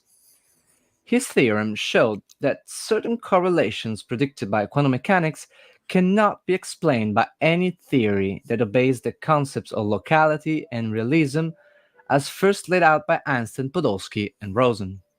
Bell's work laid the groundwork for experimental tests of the foundations of quantum mechanics, leading to what are now known as Bell tests. These typically involve measuring correlations between entangled pairs of photons or electrons. Bell tests have consistently supported the predictions of quantum So he's showing this video, mechanics, challenged, and we've already refuted this video. I don't know whose position this guy's going to take, but he's showing a video that we've already refuted. Classical intuitions about the nature of reality, and eventually paved the way to the 2022 Nobel Prize in Physics to Elaine Aspect, John Clauser, and Anton Zeilinger for their groundbreaking experiments confirming the non-local correlations. Bell's main drive to explore these issues stemmed directly from Neumann's theorem. While Neumann's result was widely accepted among physicists at the time, there was a perplexing discrepancy. Neumann's theorem showed that hidden variables theories were inherently inconsistent. Yet there existed a clear example in the literature since 1952 of a hidden variable theory which was in fact completely consistent: the Broglie-Bohm theory, also known as pilot wave theory. Bell could not accept this contradiction and set out to prove Neumann wrong, an endeavor which he eventually succeeded in. In spite of von Neumann's negative result, there in fact exists another possible type of hidden variable different from those of non-contextual theories. Contextual hidden variables are not excluded by von Neumann's and Bell-Kochen-Specher theorems. This kind of hidden variables theory was exactly the type of model employed by Broglie and Bohm, but the significance of the difference from non-contextual theories was first enunciated by Bell in 1966. Quoting Bell, the result of an observation may reasonably depend not only on the state of the system, including hidden variables, but also on the disposition of the apparatus. Mathematically, we can represent this kind of hidden variable with what Bell calls a b-ball. For any given pair of particle measurements A and B, the probability at each detector for a given result will depend only on a particular hidden variable of the particle lambda and a particular measurement context, possibly different at the two detectors. Consequently, even though some other features are not longer intrinsic to the system under measurement, theories using Beebles do not have the inherent statistical character of quantum mechanics, because outcome of an experiment is a cooperative effect, just as it is in classical physics. In quantum mechanical terms, Beebles are still eigenvalues of quantum operators, like in von Neumann's case, but the operator or observable itself now depends on the experimental context and is thus a variable function. As such, the expectation value can be redefined as an integral over all the eigenvalues defined by this function operator hybrid, with a certain probability distribution assigned to the hidden variable. Note that this is a very different approach to the ensemble employed by von Neumann. While that case can also be represented with an integral, von Neumann's prescription amounts to the assignment of unique eigenvalues or to Yeah, I have no idea what he's saying. He says refuting Bell's theorem. all observables are simultaneously, irrespective. Overall contextuality condition, there was one last to investigate whether known locales. To this end, Bell defined what is now called basically the result of a Metcon picture. Bob and Charlie, each one set to flip a coin, whether they get heads or tails. This prediction is based on the weakly objective interpretation. There are 4 sets of experiments involved, each pertaining to state. The mistake in Bell's argument is thus the assumption that the sharp values of observables, like position and momentum, or of different spin directions, act linearly, like for real numbers. But sharp values are specific path independent. R2 is said to be a commutative space because order of operation are those still open questions. What kind of sharp values can correctly represent non-commuting observables? In other words, what does it mean for an observable or its associated hidden variable to be non-real valued? We have discussed the bounds of the CHSH correlator, which reach plus or minus 4. Without additional assumptions, such as the additivity of expectation values, we cannot establish stricter bounds. Classical theories, as Bell showed, cannot exceed plus or minus 2. However, Searle's bounds, representing the quantum mechanical limits, reach 2 times square root of 2. We have briefly explored how this can be achieved through the commutators A prime and B prime B. Can we explain the origin of their values and derive the CHSH correlator in a purely local realistic way? Well, tests predict that the correlation between entangled pairs for each angled pair follows a cosine law, specifically the cosine of the angle between the two detectors. Can we explain this cosine dependence using local hidden variables? Is there a mathematical physical framework that allows us to answer all these questions in a way that is both local and realistic? The surprising answer is yes. To uncover this, we'll need to venture beyond quantum mechanics into the fascinating realms of quaternions, geometric algebra, and general relativity.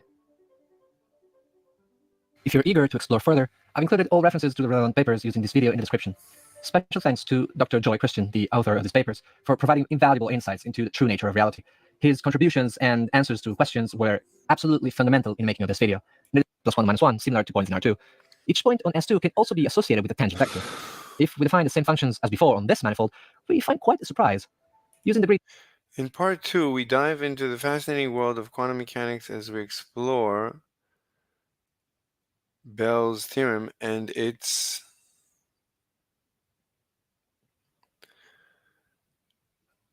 implications for the nature of reality. Through a detailed, inquisitive lens, we challenge conventional interpretations, reveal why Bell's theorem might not rule out local hidden variables after all. Okay, so, but what's the proof? Sabine Hossenfelder, Richard Behiel.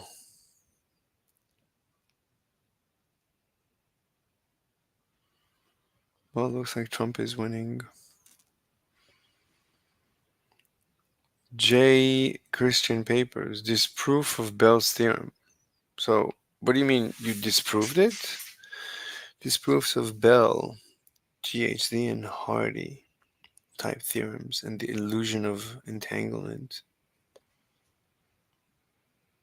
On the origins of quantum correlations, Bell's theorem versus local realism. Okay, then if people have proved him wrong,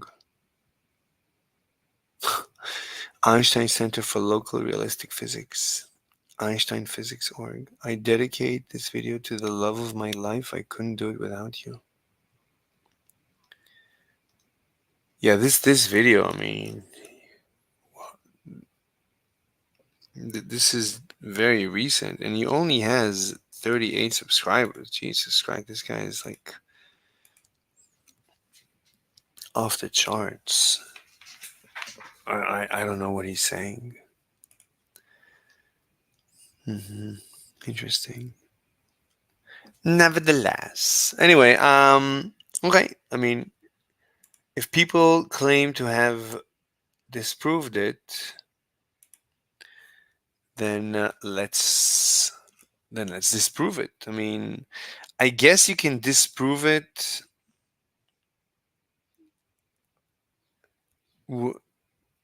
Is this the best one?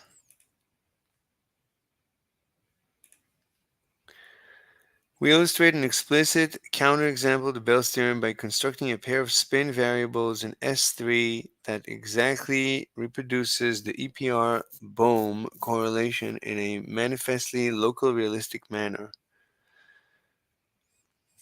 Yeah, basically. It shouldn't be a problem. I mean, I don't see why it should be a problem.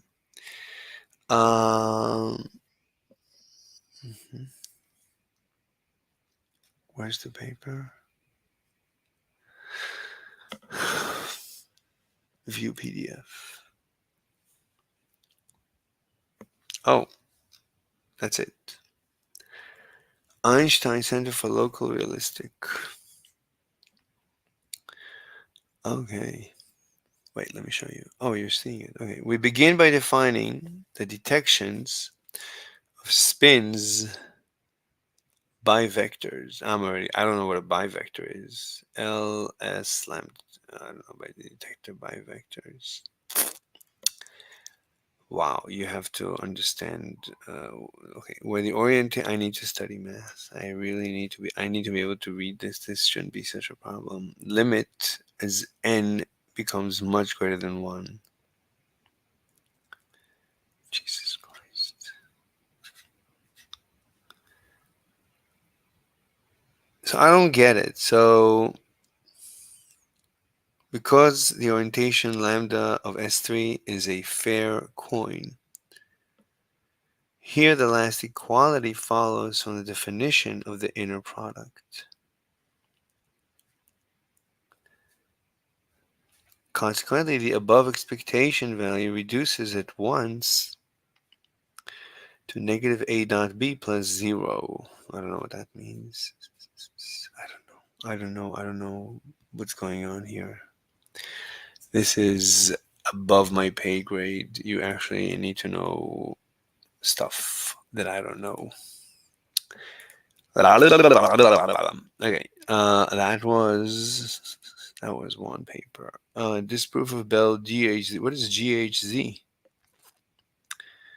Illusion of entanglement. Let's see this guy. An elementary topological error in Bell's representation of the EPR elements of reality is identified. Once recognized, it leads to a topologically correct local realistic framework that provides exact deterministic and local underpinning of at least the Bell, GHZ3 and GHZ4, and Hardy states. The correlations exhibited by these states are shown to be exactly the classical correlations among the points of a 3 or 7 sphere, both of which are closed under multiplication, hence preserve the locality condition of Bell. The alleged non-localities of these states are thus shown to result from misidentified topologies of the EPR elements of reality. When topologies are correctly identified, local realistic completion of any arbitrary entangled state is always guaranteed in a framework. This vindicates EPR and entails that quantum entanglement is best understood as an illusion. Yep. I mean, I could have told you this just from my assumptions about the universe. The universe is local. That's all you need to know, right? There's no spooky action at a distance. There's no telepathy. There's no telekinesis. We've never observed those phenomena. That's all you need to know. That's it. That's it. No spooky action at a distance. Quantum mechanics is mechanical. It's quantum particles interacting. There's never a quantum particle that just moves of its own volition. Particles come into existence, they push against each other, and they move in different directions, but they conserve. We have conservation laws. We know the laws by which everything functions. These conservation laws are always local. These laws are local. locality is always preserved. That's just this universe. This universe is local. You can go find yourself a different universe that is not local. I don't care. In this universe, we've never witnessed locality violation. So you're telling me you discovered the locality violation? Good. Show me. Show me. Show me that you can move. Show me you can move something at a distance. Show me. I'm open-minded. Show me. You shouldn't. It shouldn't be difficult. You claim that two particles can do it. Fantastic. Then put together a multitude of particles and show us spooky action at a distance. Surprise us. But you can't. All right, we're done. You can't. So you discovered some magic trick. Okay, I'll bring a magician. I'll pay him a couple of dollars, and he'll show you spooky action at a distance. Yeah, magicians. That's what they get paid to do. Who cares?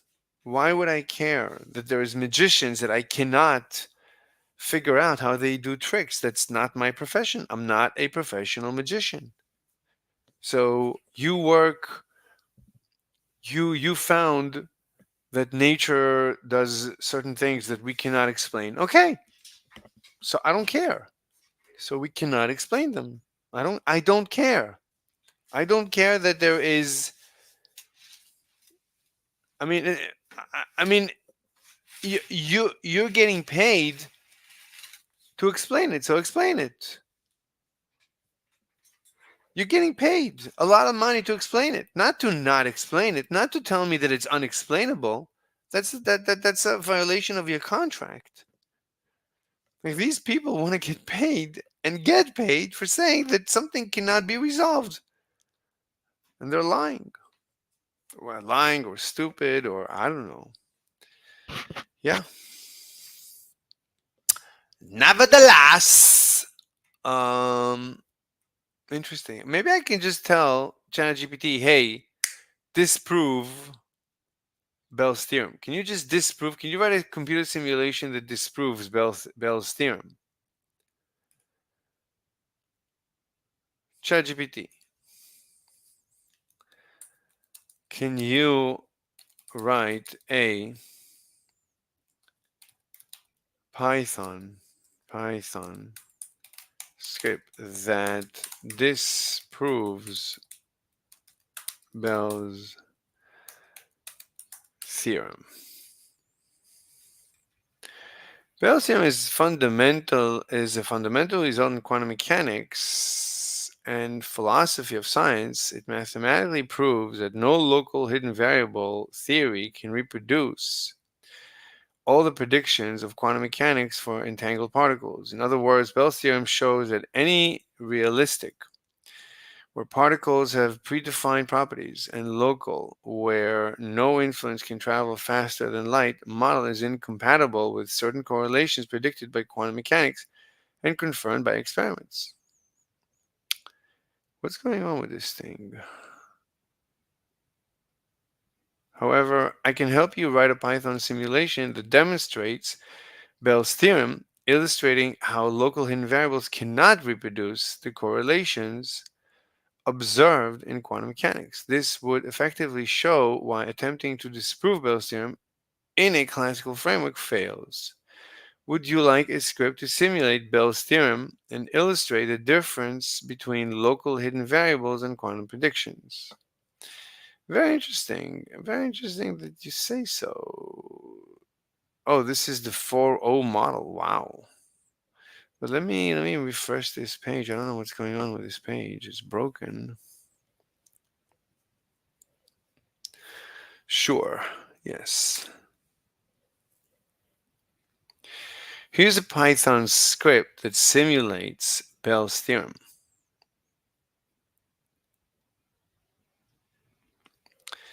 It's probably going to be very, very long and arduous. Angle 0, 120 to 40.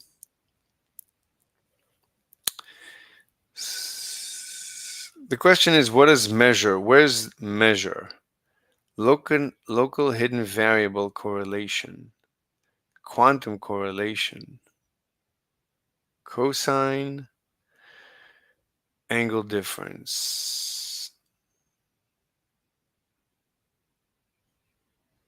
What?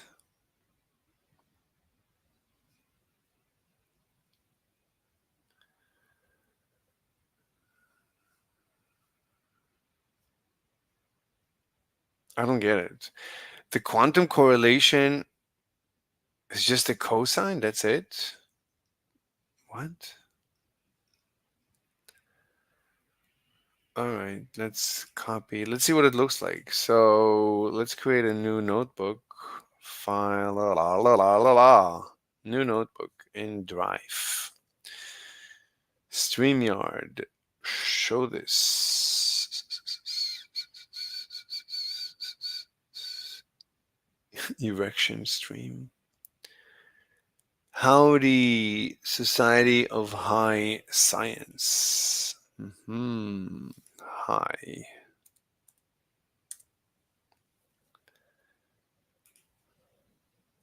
Society of High Sciences. You can join us on our Discord. So we're gonna try and disprove Bell's theorem. So ChatGPT says it cannot be done. Cannot be done. Very high. Oh, you're high? So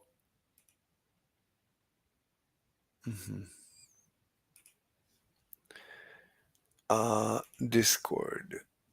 So let me paste the code and run it. Let's see what it looks like.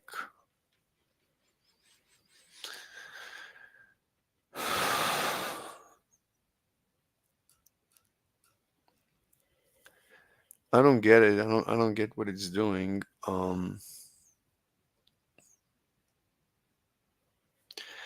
Blue is quantum correlation. Orange is local hidden variable correlation.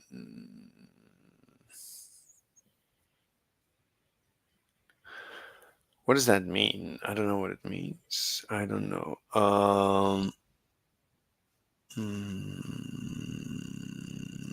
Maybe he explains it. So explanation. Quantum correlation. Quantum correlation function models the correlation expected from quantum mechanics between measurements on entangled particles at a given angle difference. Quantum mechanics predicts that this correlation is negative cosine, where theta is the angle difference. Local hidden variables function calculates the outcome based on a hidden variable model. Each particle has a hidden variable, and the result depends on this angle and the measurement angle. I don't get it. In local hidden variable theories, each particle has a predefined outcome depending on this hidden variable, which doesn't change based on measurement performed on the other particle. Simulation. We run the simulation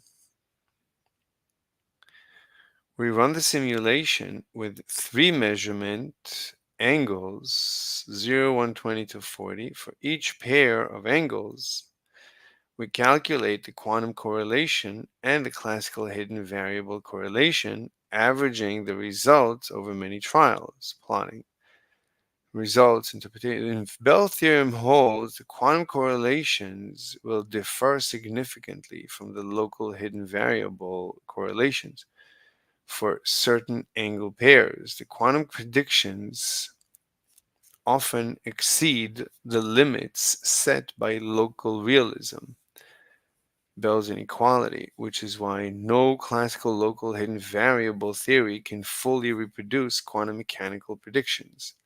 This experiment does not disprove Bell's theorem, but rather illustrates the theorem by showing the incompatibility between quantum mechanics and local hidden variable models.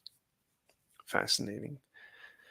So ChatGPT apparently believes, whatever that means, that it cannot be done. I have no idea what's going on here. This is I don't understand. Here's a Python script that simulates. Shoot. I'm not I wasn't sharing the right screen with you.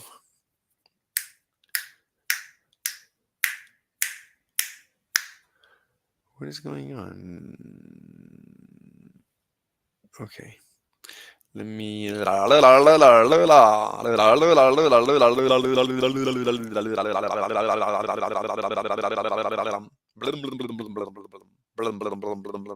Discord. Stop.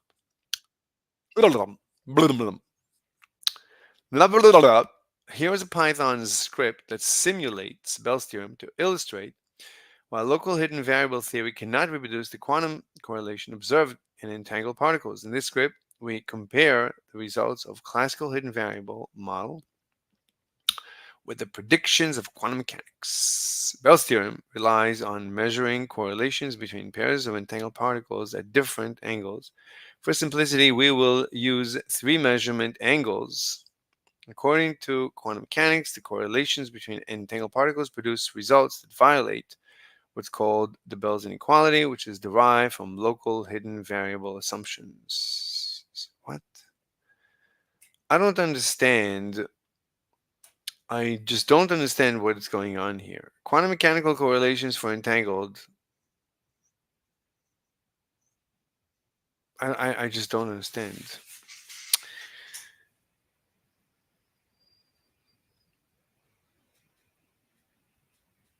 Angle difference. What is angle difference? Is there anything to understand? What? Is there anything to understand? Well, do you want to come in and talk about it?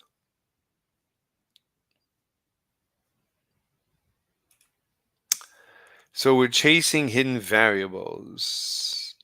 Ha ha ha. Randy Dumschausen. Is there anything to understand? Ha ha ha. Yeah. Ha ha ha.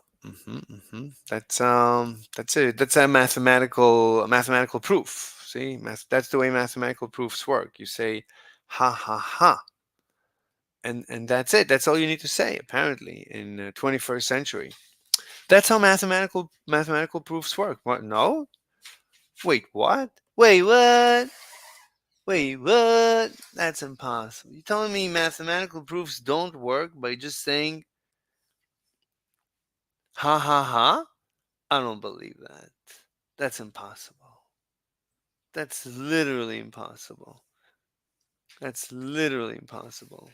You can't mean that. I said ha ha ha. That obviously that is a mathematical proof of the highest order. Ha ha ha. Ha ha. There's the variable. Very good. That is proof. I was looking for proof, but now you said ha ha. And you said 42. One less ha. Oh, one less. There's the variable. Oh, very good. Very good. It's good to have geniuses, legit geniuses in the chat. Legit. Let me guess. You are Harris supporters. How did I know that you're Harris supporters? How did I know that?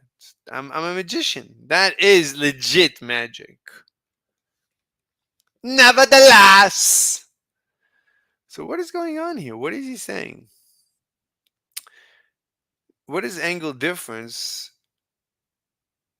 Hidden variable correlation, angle A, angle B. What is angle A, angle B? Hidden variable. I don't get it.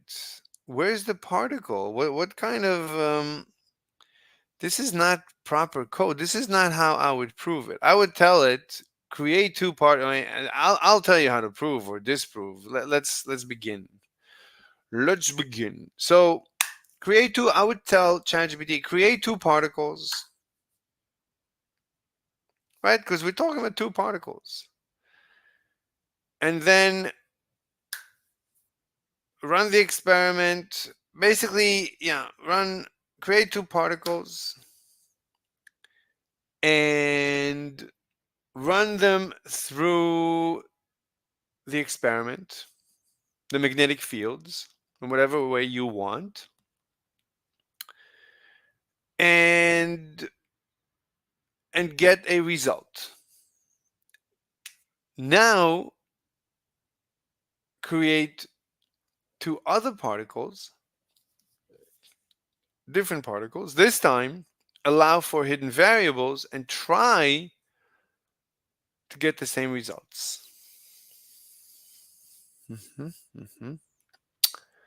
So the geniuses in the chat say, is it two particles or did those two particles come from a whole photon? I mean, it doesn't matter if they come from, I don't know what a whole photon is. It doesn't matter. It doesn't matter. I mean, it doesn't matter. It could be, it's somehow you entangle. It doesn't matter how you entangle. There's apparently many ways to create entanglement.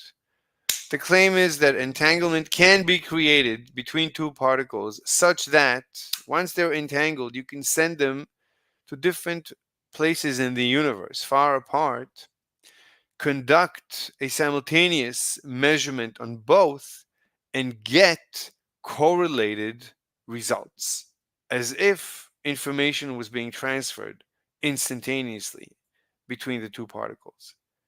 And if you tried to reproduce this without transferring information, you would not be able to reproduce this correlation. That's the story. So let's tell ChatGPT that's what we want. So let's, I would say, prove or disprove. Let's see. Let's see if we can disprove Bell's theorem.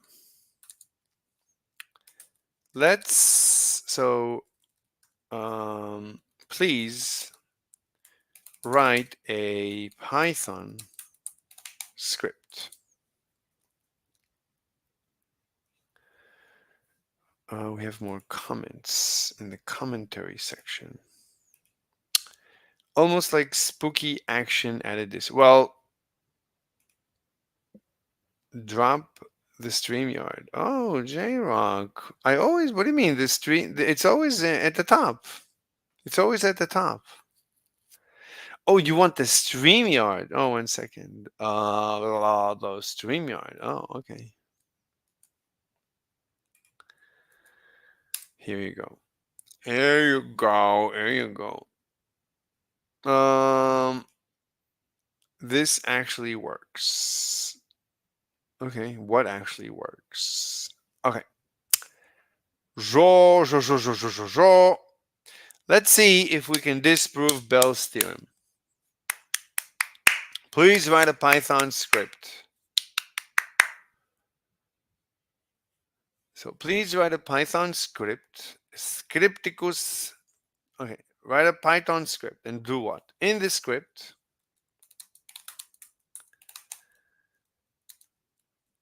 please create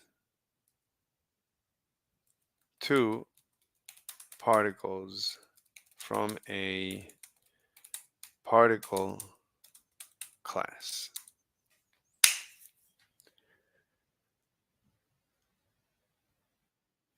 Oh, someone has joined the chat. Yo. Hey, it's Mr. Slave. Long time no talk. Oh, yeah. How are you? Good. Just trying to stay up to see who's going to win the election. What's going on with the election? Who's winning? It's still Trump leading. Okay. Let's see. Trump's winning 230 and Harris has 210. Oh, so she's trying to make a comeback. Yeah, she's getting very close. Yeah. It's gonna be It's going to be Close. very close. And don't forget, she has California. Oh yeah, they already accounted for it. Oh, they But, counted the number. Okay, so okay, but so in the so so I guess we're talking about the swing states now. yeah, so it's showing that Trump is leading in Georgia, Pennsylvania, and Arizona. So most likely he's gonna win.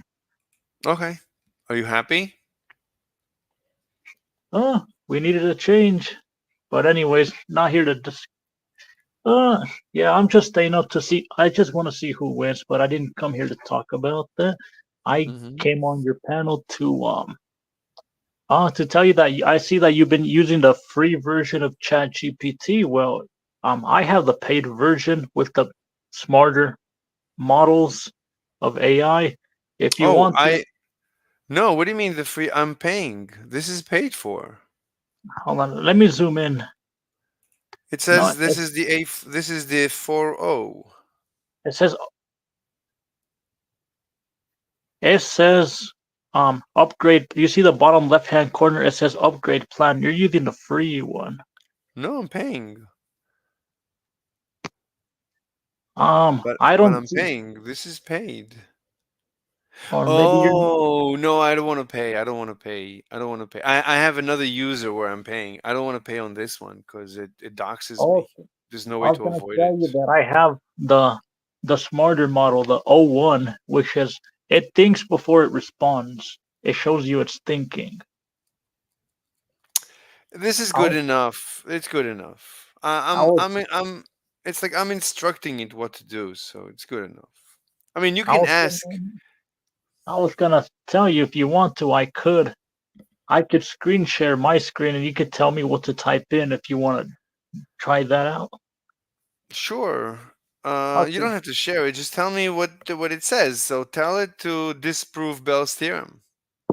Just write disprove Bell's theorem.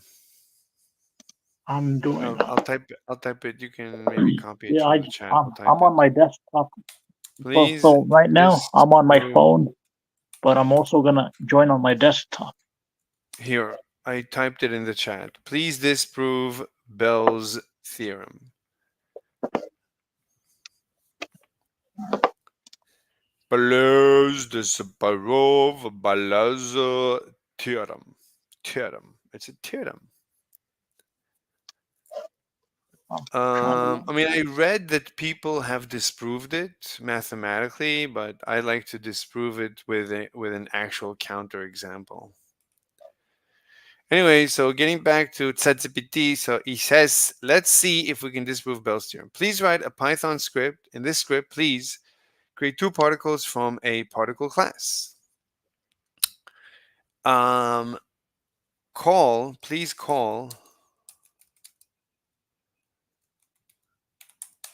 particle A, or particle 1, let's call it particle A.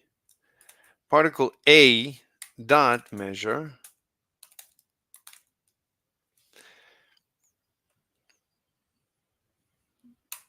with I don't know how you run Bell's theorem. It's like there's two angles, angle 1, angle 2, I guess. Angle 1, angle 2. So you call measure and you get the up and the down. Return the up and down for each particle. Return the up and down for each particle. And then plot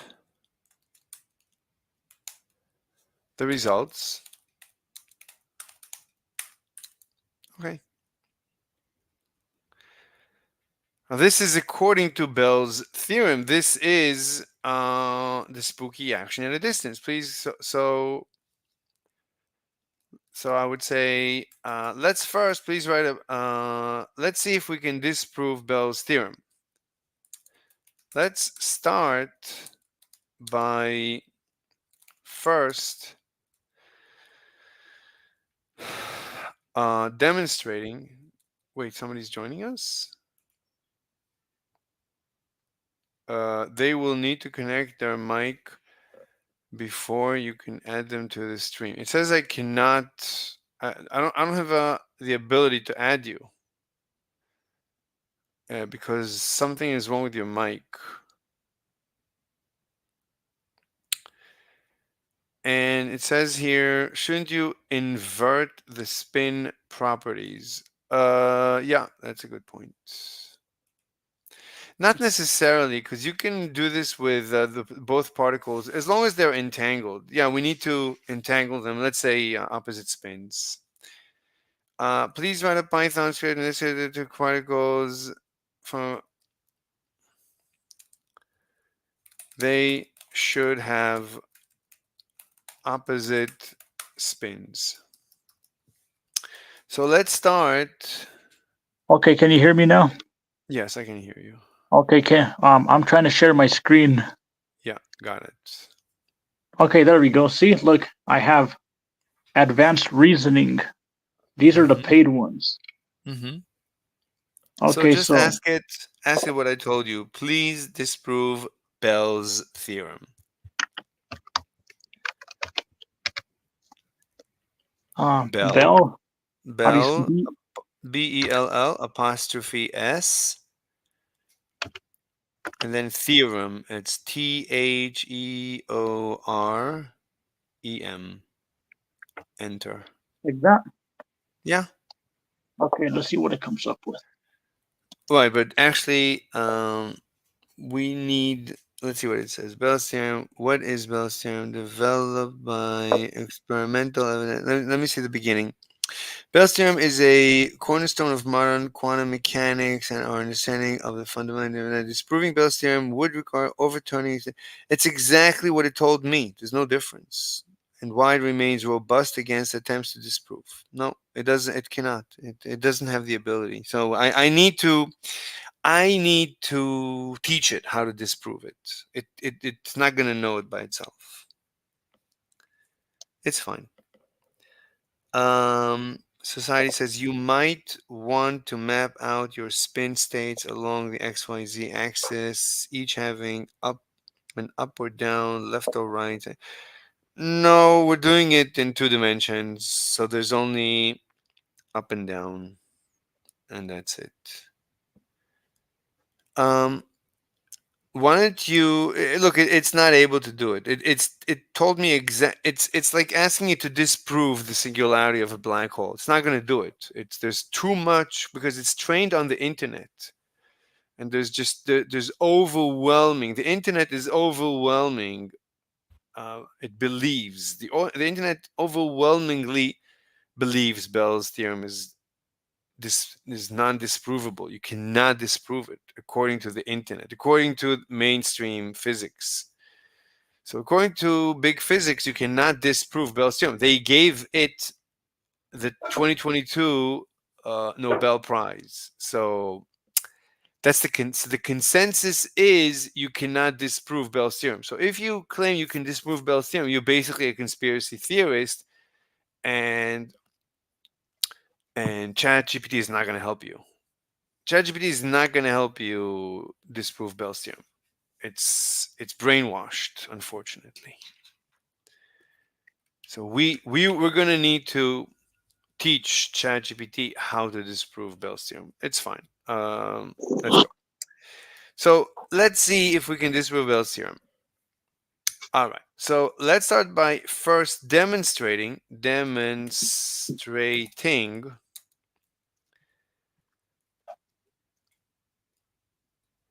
Bell's theorem. Namely, let's show a test that can only be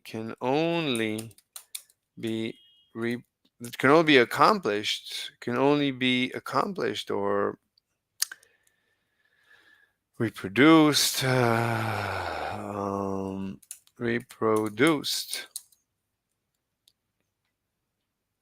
can only be reproduced. This one does not. Okay, that it can only be reproduced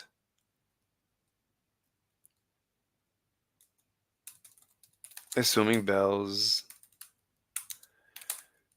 theorem, whatever it is. I don't even know what it is. Anyway, so please write a Python script. In this script, please create two particles from a particle class. They should have opposite spins. Please call particle measure angle 1, angle 2. Return the up and down for each particle, plot the results. Now this can only be done. Let's see it. Let's see what it looks like. Let's see if it fits the mold. To demonstrate Bell's theorem, we can use a simplified simulation that compares the outcome of measurements on two entangled particles referred to as particle A and particle B. We will measure the spins at different angles and show the correlation between these measurements. According to Bell's theorem, there are correlations in the outcome of these measurements that cannot be explained by any local hidden variable theory. And that's going to be step 2. Step 2 will tell it, well, let's try. Let's try to reproduce it using local hidden variable theory. And I will not believe if we're unable to do this. It should be very easy.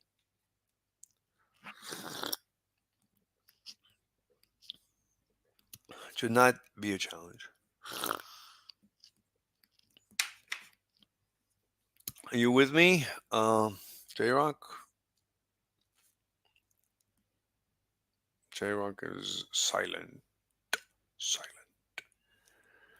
Nevertheless,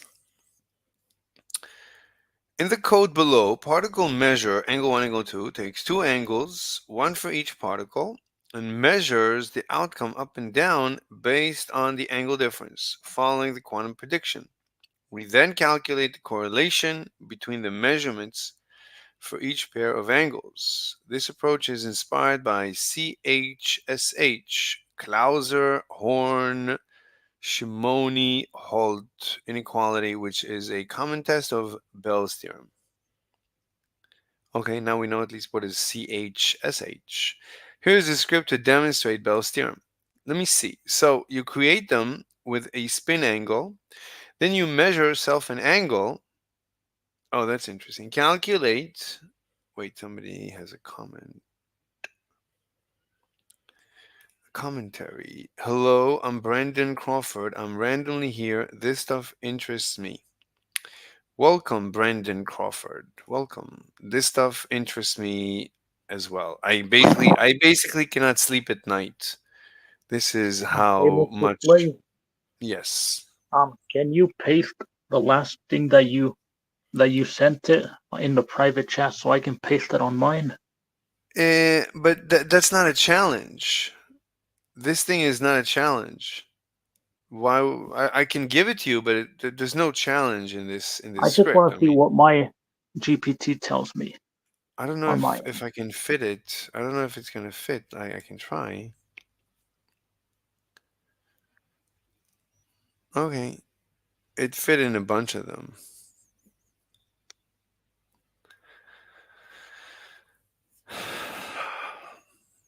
All right, I'll put it. Yeah, I can put it in the VC if you want. In the Discord. Discord also has limits. Discord might also say, okay, in the Discord it fits fine. Here, I'll give it to you. Oh, I can DM it to you. What is your thing? Or wait, can you put it in the comments below? Oh, what's your user in Discord?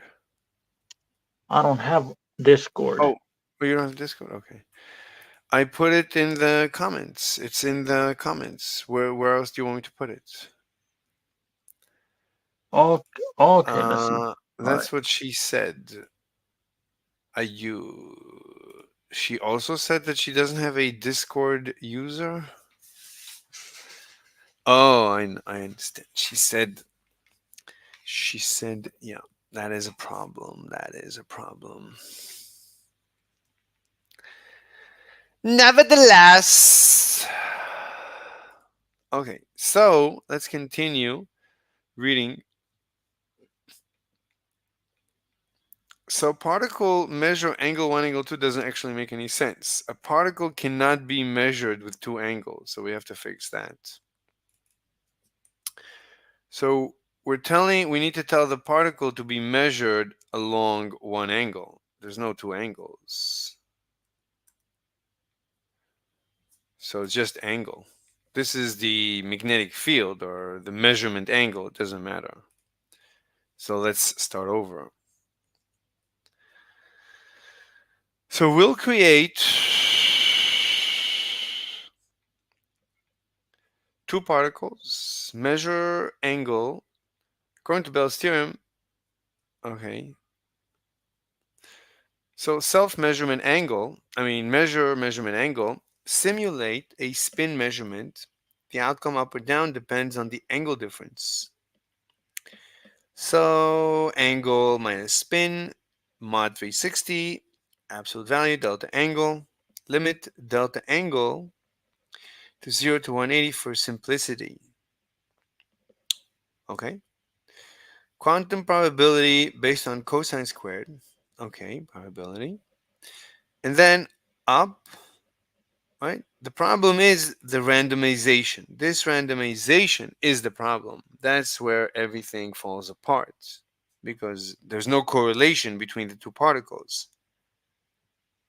So how is it going to correlate them? Let's look at the, oh, where's the plot? Didn't I tell it to plot? Oh, it calls plot. I need to run it to see the plot. Okay, let's run it. Copy. So that was one we need to create. I don't know what this is about here. This one, I don't know what it's about. Let's kill it. Delete everything and run this one. Okay.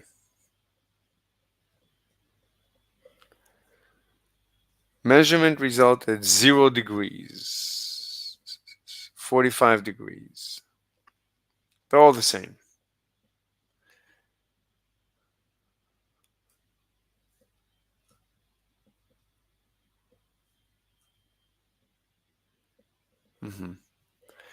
They're all the same. But what is going on here?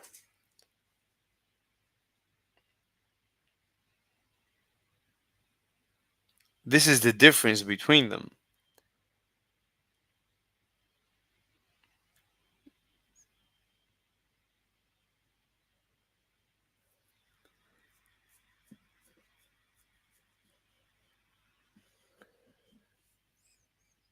I don't get it.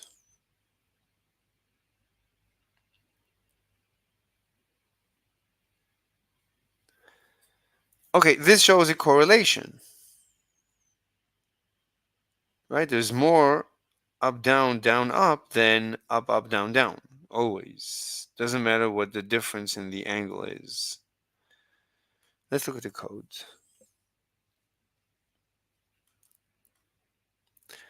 So, okay. Right? This is incredible because it's randomized. How did it correlate? Where did it send? Right? Where's the spooky action in the distance? Where is it correlated? Where's the correlation coming from? This is weird. So let's see. So you create the angle. This is spin A. Spin B is 180 degrees away. That's good. Particle 1, particle 2 is spin A, spin B. That's good. Very nice. What are you saying? Society says you have fixed ratios. I don't know what that means. Yeah, okay. There's fixed ratios. Yes, but the claim is we cannot reproduce it if we tried, but I'm trying to first understand Where's the spooky action at a distance? Theoretically, this can only be happening because we're sending information from A to B, or from B to A, or from whatever, both. Let's see. So result A is particle A measure angle, particle B measure angle. It's the same angle, but they have different spins. They're being measured along the same angle. And the angle, we have a list of angles. This is the list of angles.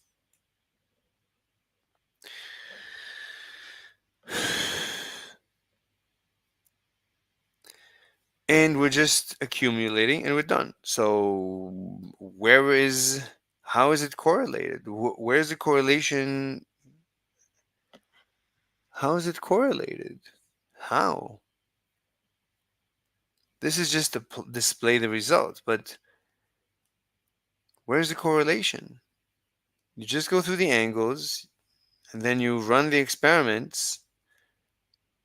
There's no correlation. Then how do you get a correlation?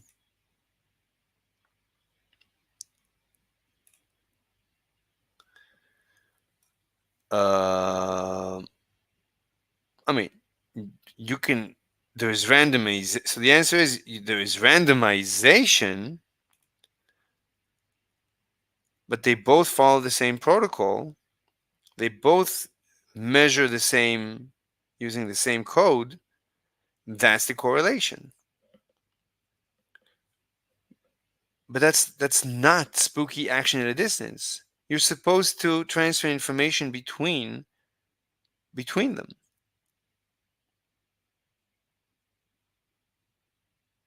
Where's the information?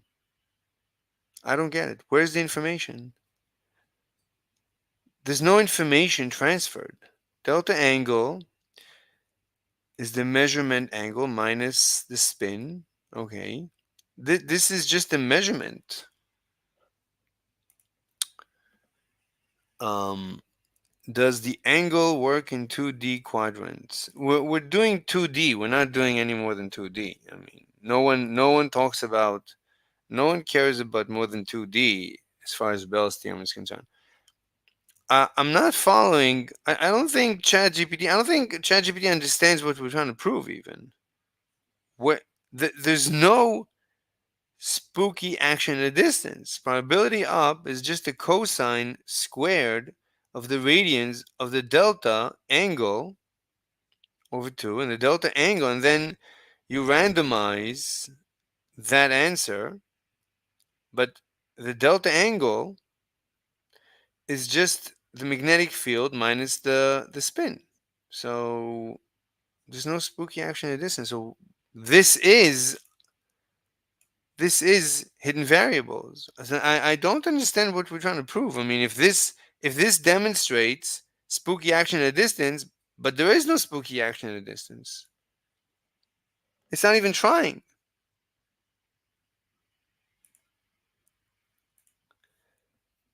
It's this. There's no transfer, right? It's supposed to be that the information about the result of one is transferred to the other. They're supposed to be sharing information faster than light, but they're not. Yet this is supposed to be Bell's theorem. So this already disproves Bell's theorem. This is disproving Bell's theorem.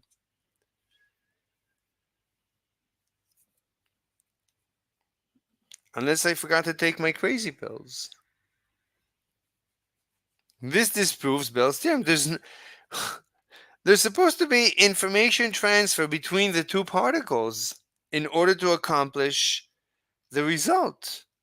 In order to accomplish this, they're supposed to share information instantaneously, but there's no sharing of information, period. Then I don't get it. What are they trying to prove? How is this anything interesting? This is hidden variables. There's not even a hidden variable. This is just physics. What's going on here? What is going on? Can you explain to me what the heck is going on? I'm becoming a little bit hungry. LOL. All right, yeah, LOL. I guess LOL. Nevertheless, let's get back to trying to understand what ChatGPT is trying to say. Let's start by demonstrating Bell's theorem. So you're going to demonstrate Bell's theorem. What is Bell's theorem?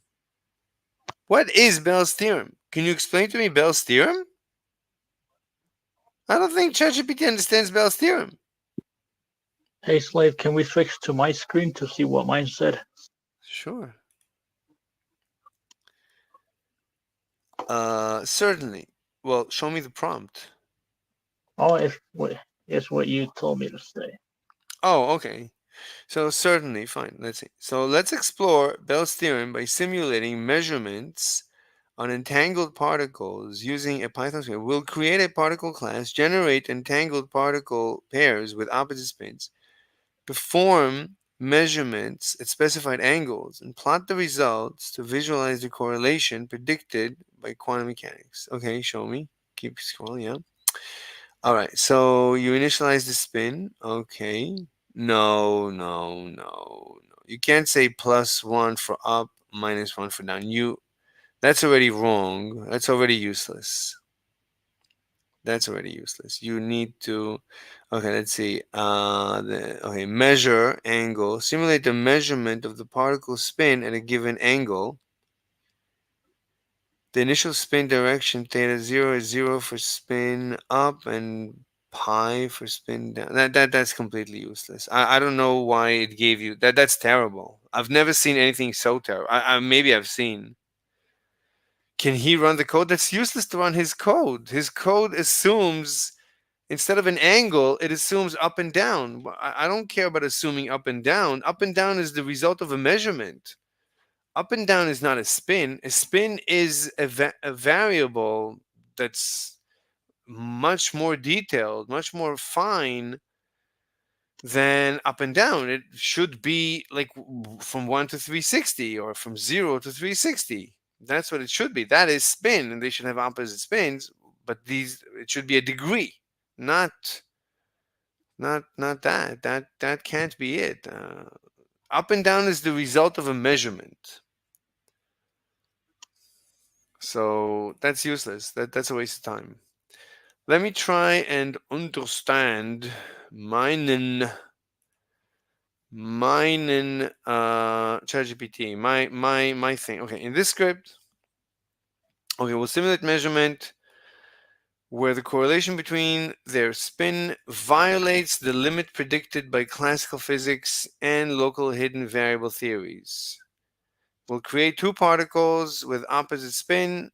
Each particle will have a measure angle method to simulate the measurement at a specified angle. According to Bell's theorem, the measurement results of the two particles will be correlated in a way that local hidden variable theories cannot explain. All right.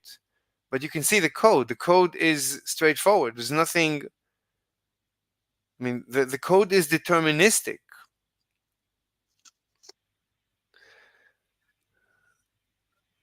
The code is deterministic. And by the way, you can run the code. Let me share with you a link to the Google collab. So that's my notebook. So you can create your own notebook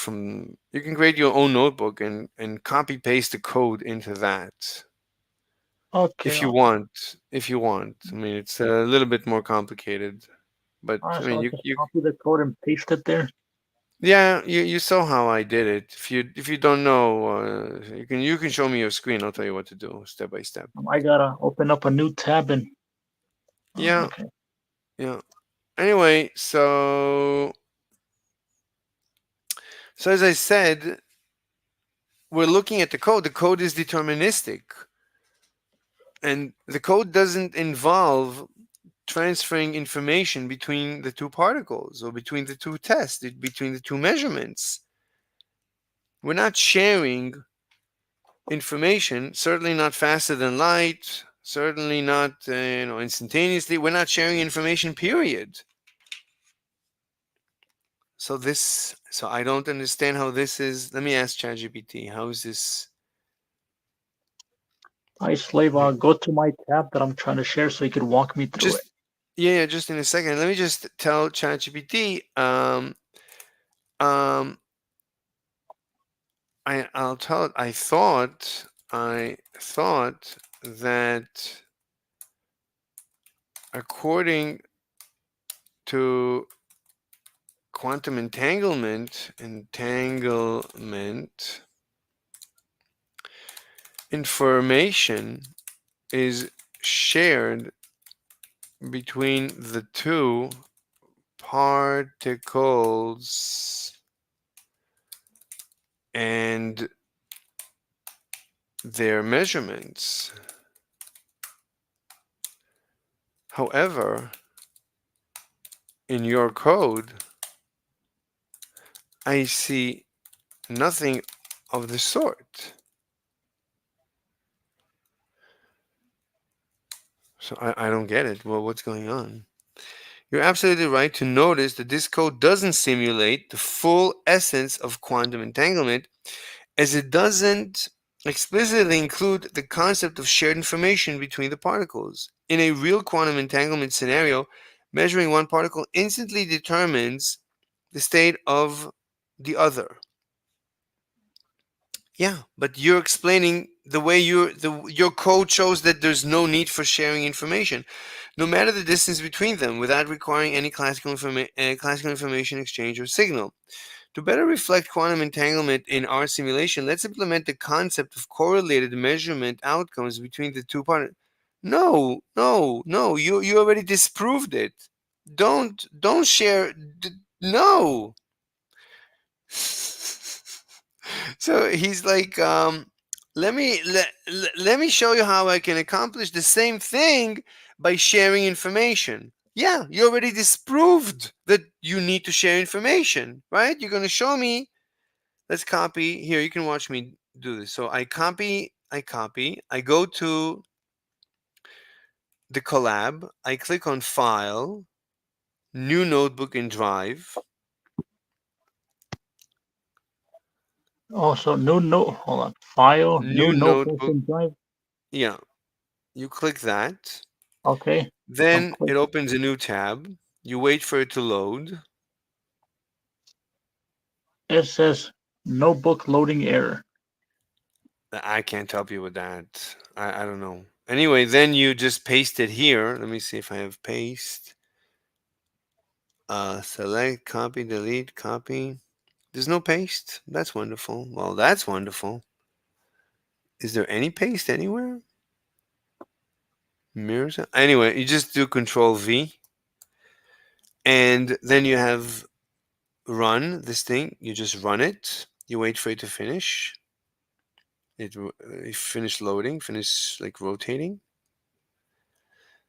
It's almost done. Now it's running. Until now it was okay. It's done. You scroll all the way down, and whatever. Okay, it's not even the same result. It's not even the same result. They look different. Oh my god. Let me see. It's not. What is going on here? Let me refresh this page.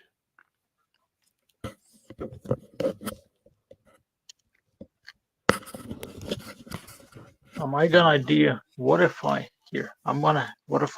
try to send you the code on Instagram? No, don't worry about it. It's not worth it. It's not. There's nothing. There's nothing. I mean, you showed me your code. Your code is the last thing I would want to run. I just wanted you to practice using a Google Collab. So you should figure out why your Google Collab is not working. Look, let me see the error. Okay, here I'll open it up again. Hold on. Okay. I'm becoming even more hungrier. Anyway, so why does it not scroll all the way down? What is this part? Jesus Christ. Okay, I can do this. All right. So, okay, it's this image, but it's supposed to give us the same image. Let me see. I have comments. Society says so. We are trying to understand the relationship between the two particles and how their spins influence each other at a given angle. Look, the question is, the honest to goodness question is, what is Bell's theorem, Bell's inequality? I don't know. At this point, I don't know. I don't, because ChatGPT doesn't seem to know.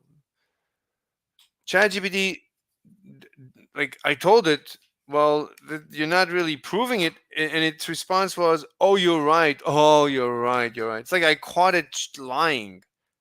So it's not lying, obviously, but it's confused. So ChatGPT doesn't understand what it's trying to do. It's like it's guessing. It's as confused as I am. I don't know. I don't know what they're trying to say. I don't know if they know what they're trying to say. I don't know. Honestly, I don't know. I mean, on its face, it's ridiculous. It should have been straightforward. Like you need, right? You saw the discussion I had with ChatGPT. Right? I told it, wait a minute. That's not right. I told it. I thought that according to quantum entanglement, information is shared between the two particles and their measurements. However, in your code, I see nothing of the sort. And ChatGPT says, oh, you're absolutely right to notice that this code doesn't simulate the full essence of quantum entanglement, as it doesn't explicitly include the concept of shared information between the two particles. In real quantum entanglement, what do you mean in real? What are you talking about? I told you to simulate. What are you talking about? In real, schmeal, beal. What are you talking about?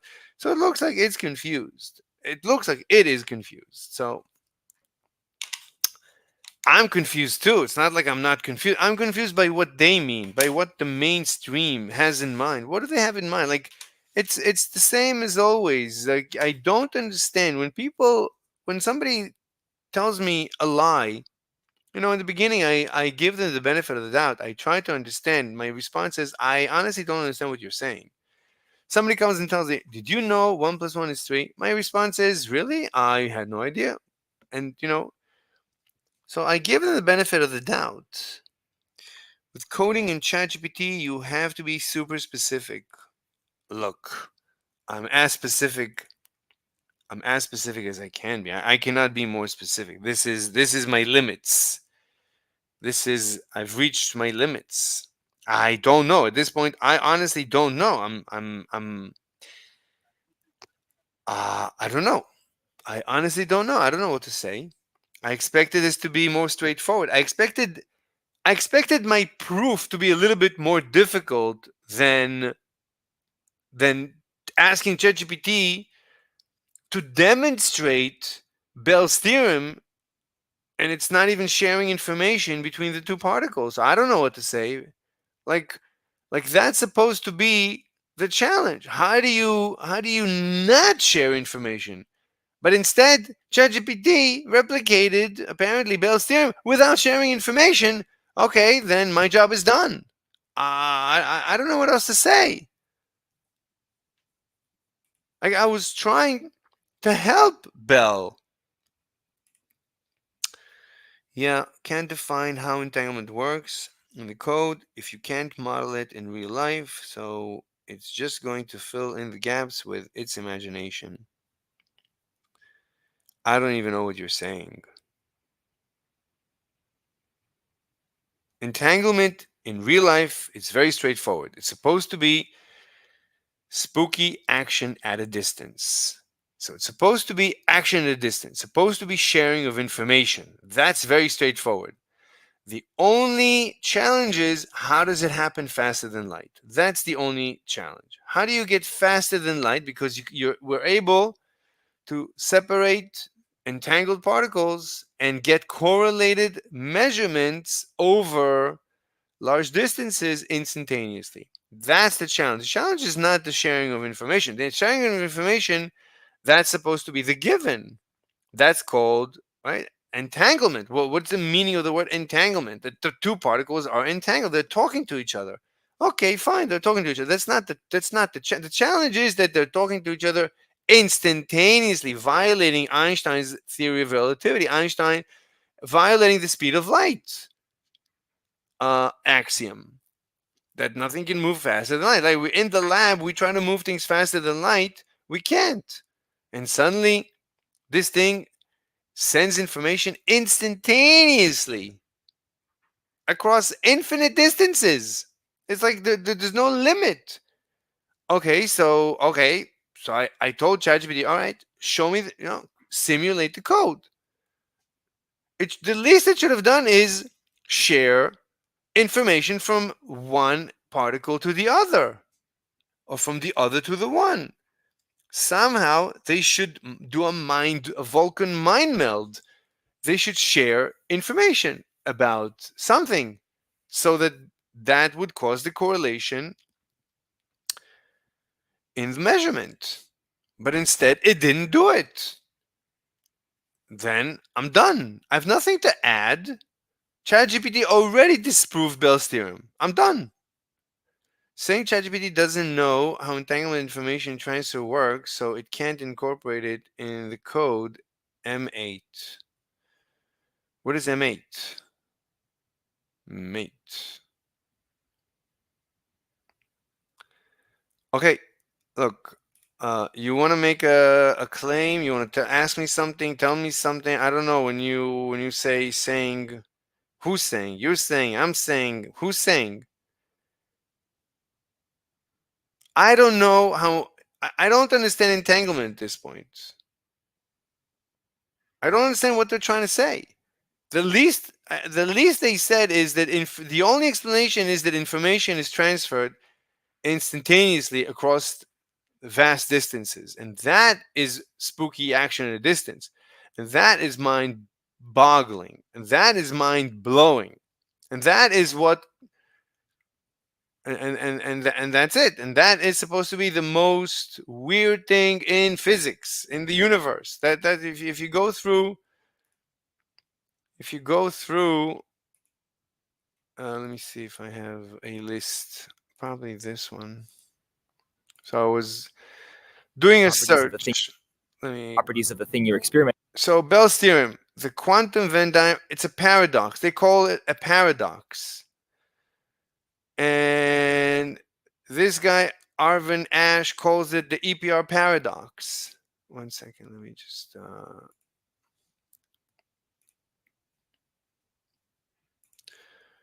He calls it the EPR paradox, and Bell's inequality explained simply. Okay, paradox. Proof of Bell's theorem. Okay, so Bell's theorem is supposed to be proved 10 years ago. Spooky action at a distance. You see with the mask. It's like, ooh, spooky. All right, one second, I have a message.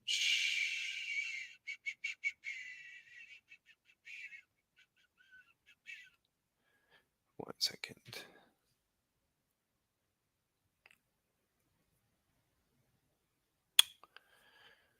Let me text somebody.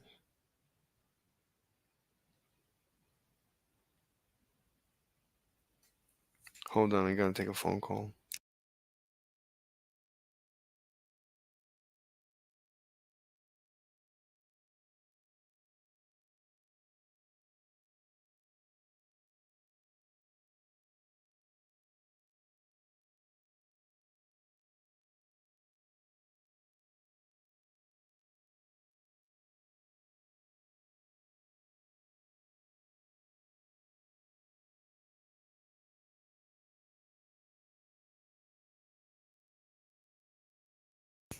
All right, sorry. Anyways, so okay. What do you got? You would have to know how the hidden mechanism entanglement works, hidden variables, in order to code it into a working model. Hidden variables is a theory that Einstein came up with to explain spooky action at a distance, to explain entanglement. hidden variables is what I would use in order to disprove Bell's theorem. But I don't need to, because ChatGPT disproved it a priori. Before I asked ChatGPT, can you prove Bell's theorem? And ChatGPT says, sure, here's the code. And the code disproves Bell's theorem. So I don't know what to do. I'm done. Like, if ChatGPT can't explain to me Bell's theorem, then I'm done. Because I've given up on understanding Bell's theorem. But you know what we can do? I'll tell you. I can give up on ChatGPT, but I can go with one of these guys, like Looking Glass Universe. I can go with her, or maybe the simplest would be these guys. So this collaboration from 7 years ago, from Minute Physics, and I think 3 brown, 2 black balls, whatever. So this experiment, this should be very difficult to prove. This should be very difficult to reproduce. This is an actual experiment that no one understands. So this would be very interesting if I can prove this, because I've given up on anyone else's interpretation of Bell's theorem. This is an actual experiment that anyone can do with, what do you call it? Filtered whatever. So we can listen to this, understand exactly what they're doing, and then try to resolve it using quantum entanglement, using spooky action at a distance, and then resolving it using hidden variables.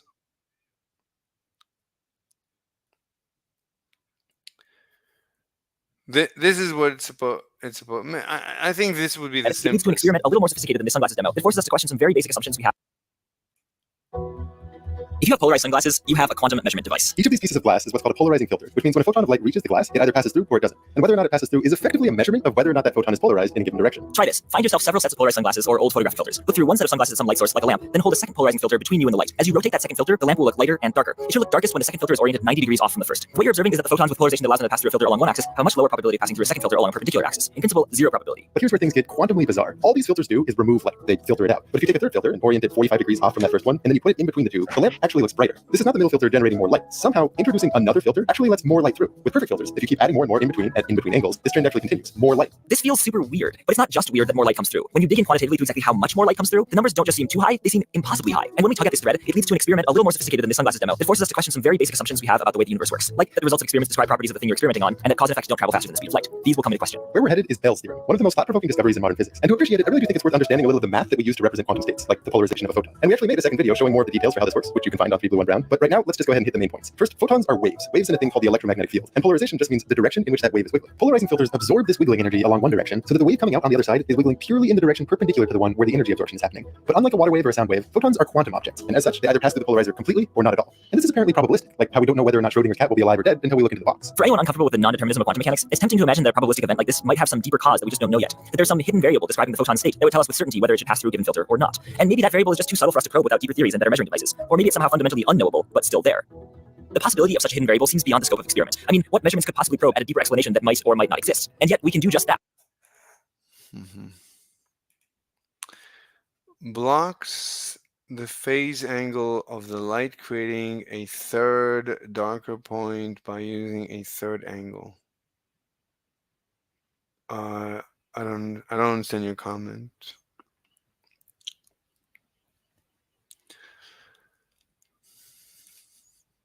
LOL. Okay, I don't understand your joke. Don't know where you're going with this. With sunglasses and polarization of light. Oh, so Trump won. Is it over?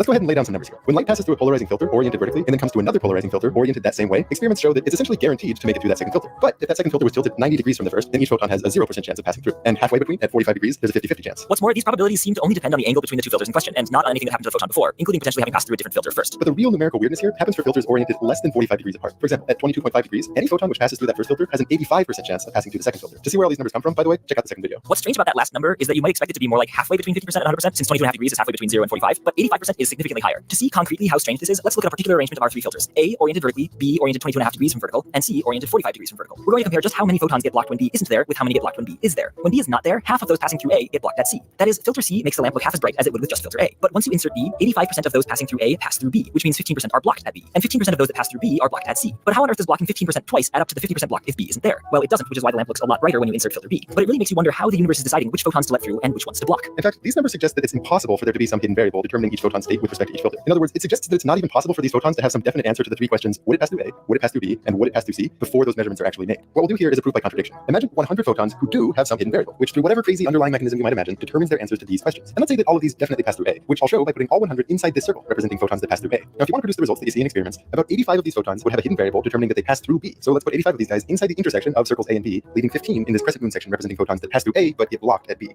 Similarly, among those 85 that would pass through B, about 15% of them should get blocked at C, which is represented in this little section here that's inside circle A and B but outside circle C. So the actual number whose hidden variable has them passing through both A and B but not C is certainly no more than 15.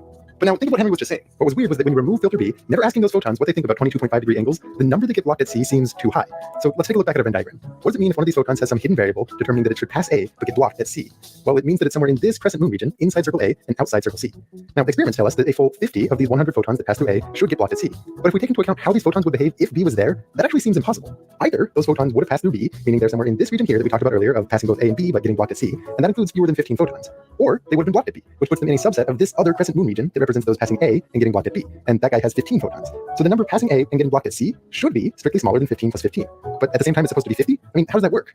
Remember, that number 50 is coming from the case where the photon was just never measured at B. And all we're doing here is asking what would have happened if it was measured at B, assuming that it has some kind of definite state even when we don't make that measurement. And this is what gives us a numerical contradiction. For comparison, think of any other I mean, this would be an interesting test to try to reproduce because this is perplexing. I would have to go obviously slower. And I mean, I've already gone through this video step by step a while ago, and I didn't have an answer.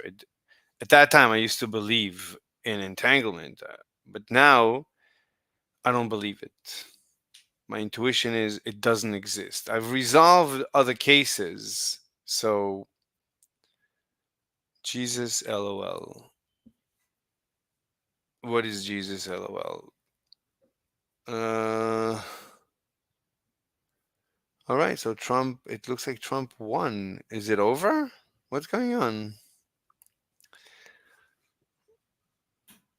Look, Mr. Society, LOL, Jesus, LOL. I don't know what you're trying to say. So, like, what are you trying to say? Like, say something that I can respond to. Honestly, I don't know what you're trying to say.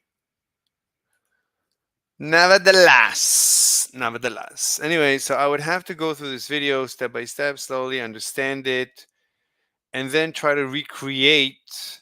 Right, I would want to recreate this first using just information sharing between the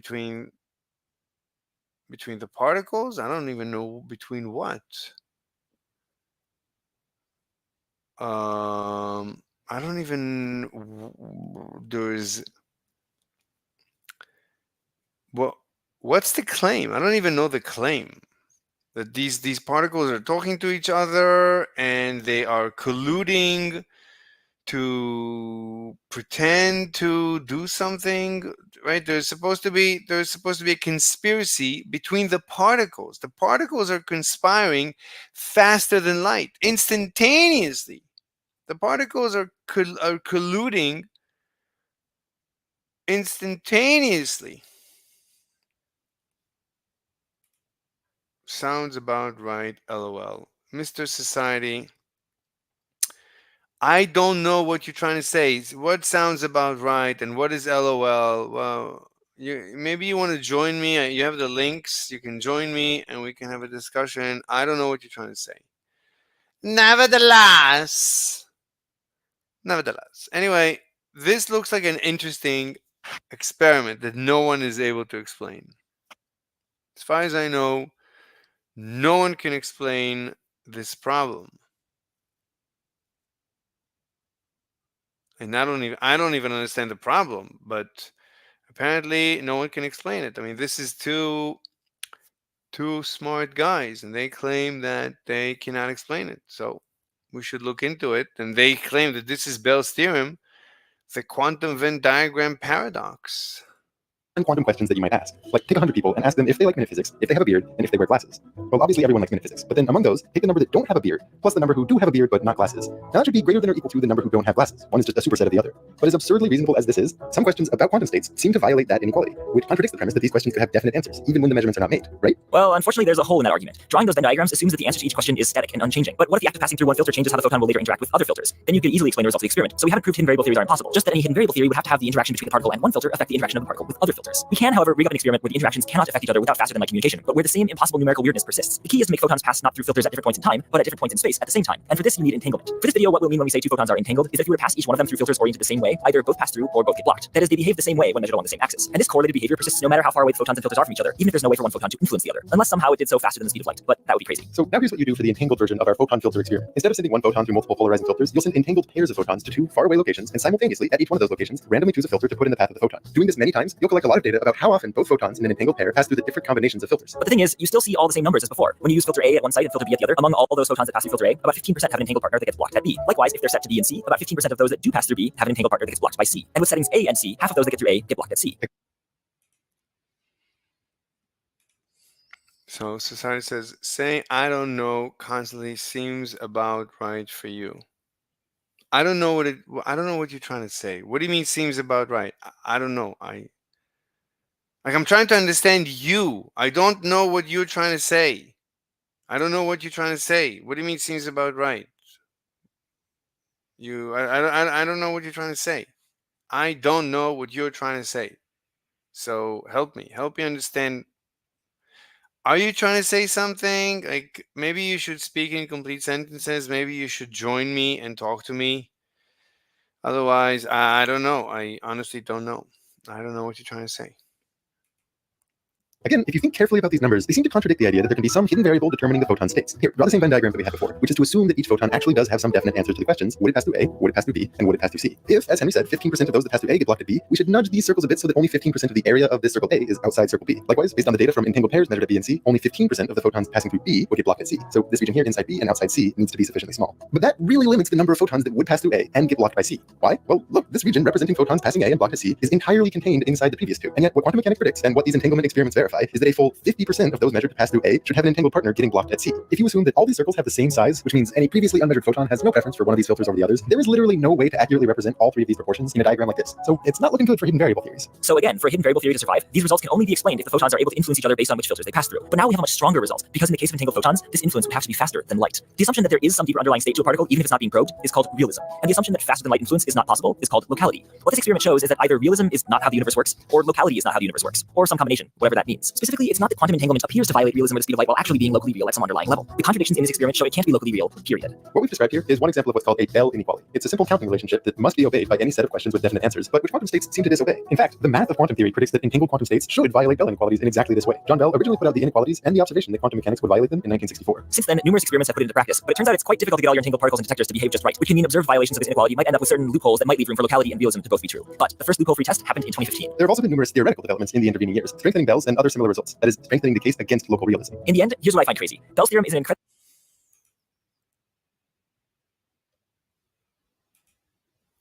deep result, upending what we know about how our universe works, that humanity has only just recently come to know. And yet the math at its heart is a simple counting argument, and the underlying physical principles can be seen in action with a cheap home demo. It's frankly surprising more people don't know about it. Thank you so much for watching, and thank you again to Grant for doing this collaboration. This is a topic that I've wanted to do for ages, and would not have gotten around to it were it not for doing this with Grant. You know, it's a longer video, and his style makes perfect sense for doing something like that. Like, thank you for letting me part of this. Like, this is definitely something outside of my wheelhouse I wouldn't usually have done. So definitely go check out Grant's channel, 3 Blue 1 Brown, and in particular check out the second video. So they would not have done this if not motivated by each other. But I thought that this is this violates reality, locality, local realism. This is something everyone should know about, yet no one knows about it. And in order to explain it, you need to I mean, you need a couple of minutes to understand it, and I still don't understand it. I need to look into it. So anyway, I call BS, and my job is to refute this nonsense. So I need to be able to reproduce this nonsense, and then reproduce it with hidden variables. That's the trick. Well, first I need to reproduce it with information sharing, and then reproduce it without information sharing. All right, looks like Trump won, and I need to go eat. What should I eat? What should I eat? I feel like eating tuna salad.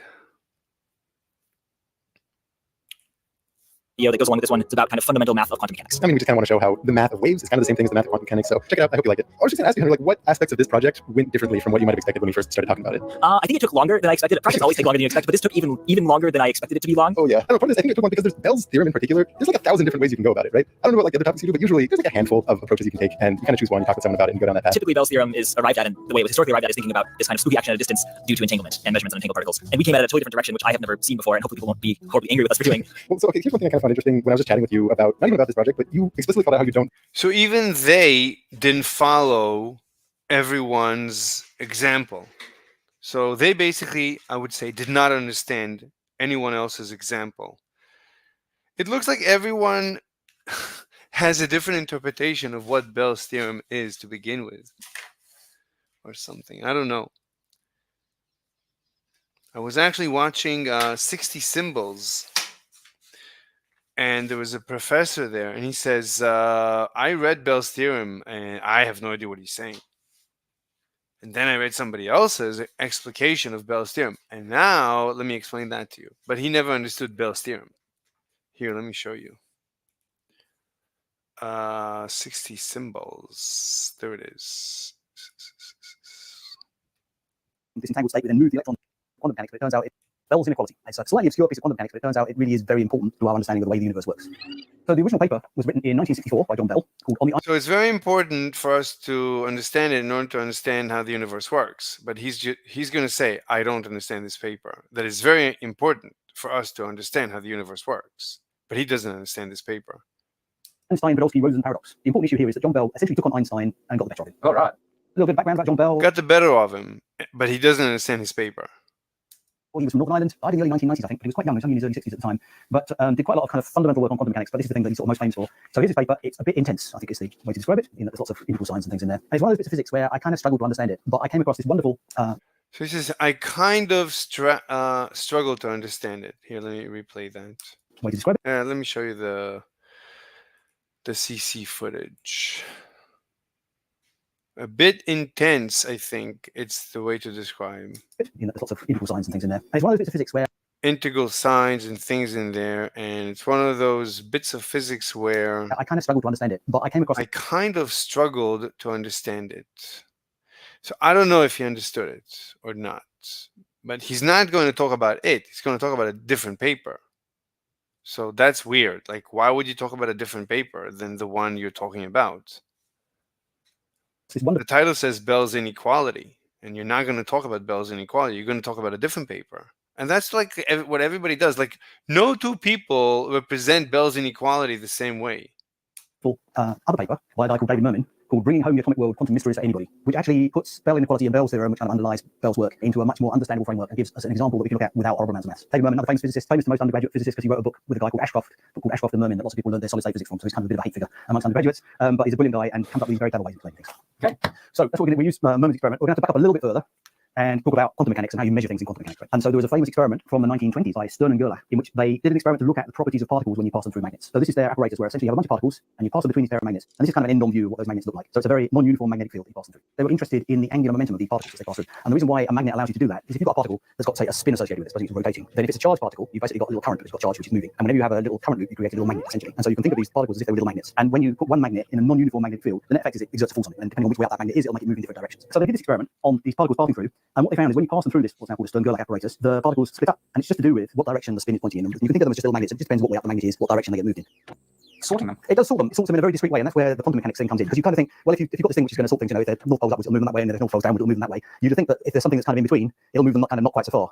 That's not what happens in quantum mechanics. Essentially, it's either up or it's down. It's never kind of anywhere in between. If you measure it as being up or down, it'll only be up or down.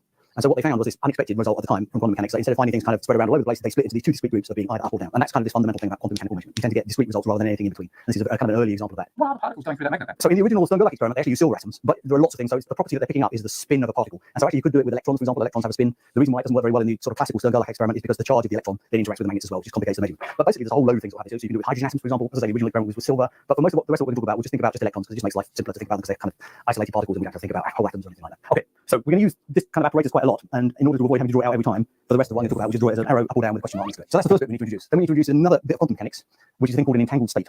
Okay, and so for example, again, let's just think about electrons because it's easier to think about electrons. You can create electrons in this thing called an entangled state. Remember, the spin's either up or it's down, and you can create kind of a pair of electrons which are coupled to each other. So if one of them's up, the other one's down. Or if that one's down, that one's up. And usually you kind of create them close together, but then you can move them apart, but they'll still be in this entangled state. So if we go to an experiment, we're creating this entangled state, we then move the electrons apart from each other, and then we pass them through one of these sets of apparatus that measures is the spin up or down. It will always come out as either up or down, never anything in between. So you make the measurement, one of them comes out up, the other one comes out down, or you make the measurement, one of them comes out down, the other comes out up. Then that's the only possibility. That's always what happens with these things. So one of the things you could do is instead of measuring up or down, you could just basically take your experimental apparatus and turn it on its side, and then instead of asking. But he didn't mention that already the fact that you always get opposite results, that already violates Einstein's special relativity and the assumption of the speed of light. So that's already spooky action at a distance. We don't need to go any further. And I don't even know why he doesn't bring it up. Did I bring it up? I didn't even bring it up because I'm so tired of asking questions, and I'm just tired of it. So I don't know. I don't know what's going on. I mean, he should have made a point. This is already a violation. This is already spooky action at a distance. You don't need to say anything else. Well, why do you keep going? And I already wrote the program that explains it. So I'm done. I'm done with this. I don't know what to do with this. Pair of electrons, which this is like just going down like. This is like an abusive relationship. I don't know. I don't know. I don't know what they're trying to say at this point. And there's no one to talk to. You talk to people and they just abuse you. Like here we have Mr. Society. Non-stop abuse. Saying I don't know constantly seems about right for you. That like he doesn't want to have a conversation. He doesn't want to explain it to me, talk to me. No. He's just gonna abuse me. Sounds about right. LOL. Jesus. LOL. LOL. Nothing but abuse. Blocks the phase angle of the light, creating a third darker point by using a third. I don't know. I don't know what he's trying to say. You'd have to know how the hidden mechanism. Obviously, here he expresses an opinion, which is, which it's not. I mean, he obviously doesn't understand at this point what is Bell's theorem. Or what is entanglement, what is spooky action at a distance, what is hidden variables. He's completely creating a complete mishmash out of everything. So, but all he's got to do, at the end of the day, is make fun of me. And I wish he were the exception, but he's not. He is the rule, and there are no exceptions to this rule. You cannot talk to anyone. Literally cannot talk to anyone. The nicest people that I talk to about this thing have abused me instead of talk to me. In the beginning, they maybe talk a little bit, but very quickly they turn against me. Because like people, I don't know, this is like the emperor's new clothes. People are just terrified to talk about this thing. It's like we can't discuss it. This is like a hot potato. No one wants to touch it. Coupled to each other. So if one of them's up, the other one's down. Or if that one's down, that one's up. Then usually you kind of create them close together, but then you can move them apart, but they'll still be in this entangled state. So if we go to an experiment, we're creating this entangled state. We then move the electrons apart from each other, and then we pass them through one of these sets of apparatus that measures is the spin up or down. It will always come out as either up or down, never anything in between. So you make the measurement. That's crazy. And he doesn't even mention that it's crazy. I don't even know if he knows that it's crazy. That he has to explain it. You have to explain it. This is not simple. You have to be able to reproduce it in a computer simulation. You have to explain it. Already this you have to explain with a hidden variable. This cannot work otherwise. Or with information traveling faster than light, which he doesn't even bring up. He just moves along as if this is par for the course. Yeah, everything is fine. One of them comes out up, the other one comes out down. Or you make the measurement, one of them comes out down. How? How? This means that the measurements are correlated, but each measurement is a flip of a coin. Then the correlation must be communication for instant communication, which is spooky action at a distance, which cannot be. So you need to explain it. But he doesn't even question it. He has no idea what's going on. The other comes out. Then that's the only possibility. That's always what happens with these things. So one of the things you can do is instead of measuring up or down, you can just basically take your experimental apparatus and turn it on. No, what do you mean do? Do with what? You need to explain that. That's already that is something you already need to explain. We're done. So I don't know where he's going with this. So I don't know what to do with this. I mean, I can continue listening, but okay. On its side. And then instead of asking the question, is it up or down, you're asking, is the spin left or right? So you've got your entangled pair, we'll leave one of our stone galactic experiments the same, but we'll turn one of them on its side. And suppose, for example, we measure this particle when it's up. And then the question is it left or right? Well, what we really want it to be is down, right? Because if we measure this one's up, this one's down, but we're not asking that question. We're not asking up or down, we're asking left or right. And the answer is it doesn't care. So if you do this experiment, you find if this one turns out to be up, it'll be kind of 50-50, whether it's left or right. And similarly, if this one was down, it's kind of 50-50, whether it's left or right. Okay, we've taken our apparatus.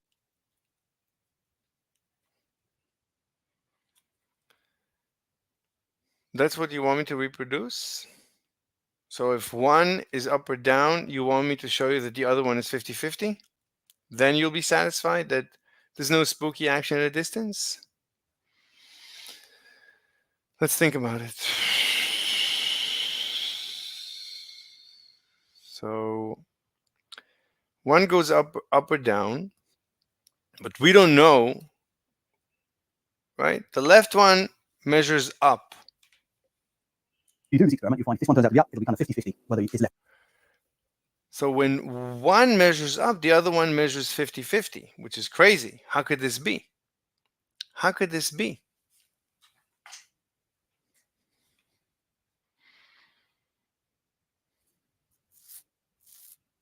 So when one measures up, the other one measures down. That is easy. That I've done. But how do we create a correlation like this? That's difficult.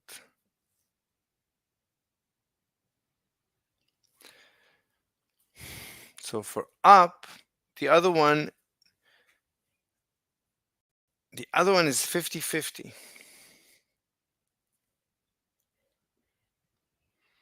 Remember, the measurement is up. That doesn't mean the particle is up. The particle could be in any direction.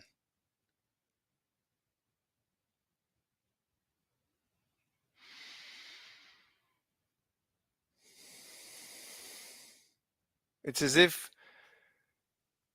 this particle knows that the other guy was measured up and down in order to give you a 50-50. How would that work? So one is measured up and down.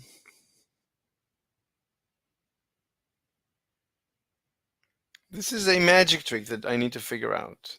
So I figured out the up and up, the up and down. Let's figure out the up and right and left.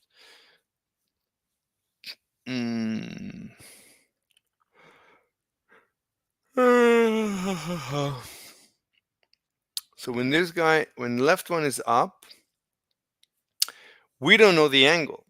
It could be in any direction, but probabilistically, sometimes it's going to be up. Even though the angle of this particle might be down, might be left, right, could be anything.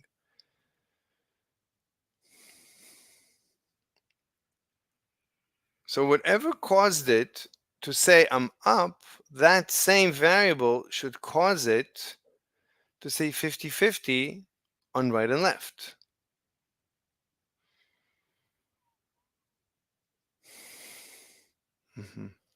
Let's take the program that I wrote, this one. So this one replicates Don Lincoln's experiment.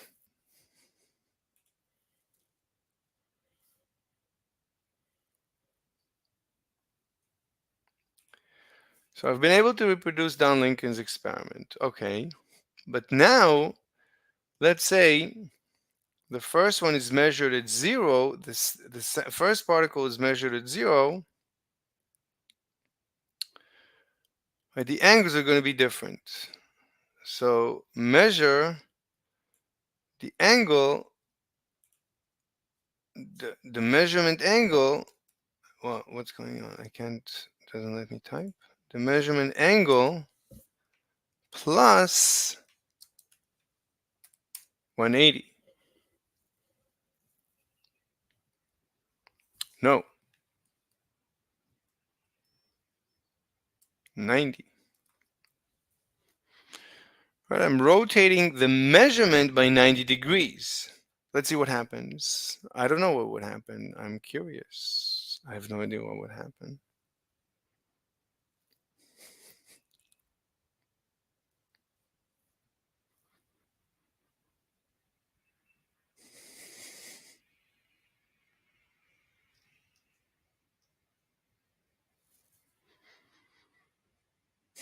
Obviously, that doesn't look good. Right? There's no correlation. There doesn't seem to be any correlation. So this means 1/4 of them, when one was up, the other was up. 1/4 when one was down. This is perfect lack of correlation. This is perfect lack of correlation, which is weird because we built in it. There is a built-in correlation in the calculation.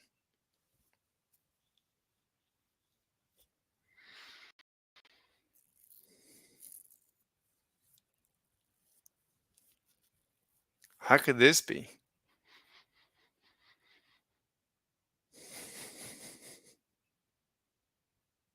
So this function is designed to give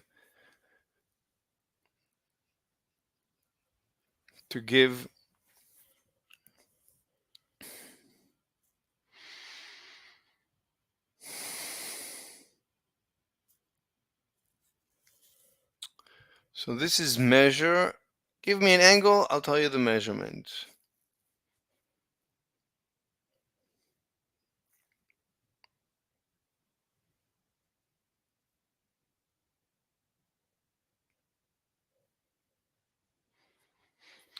This is weird.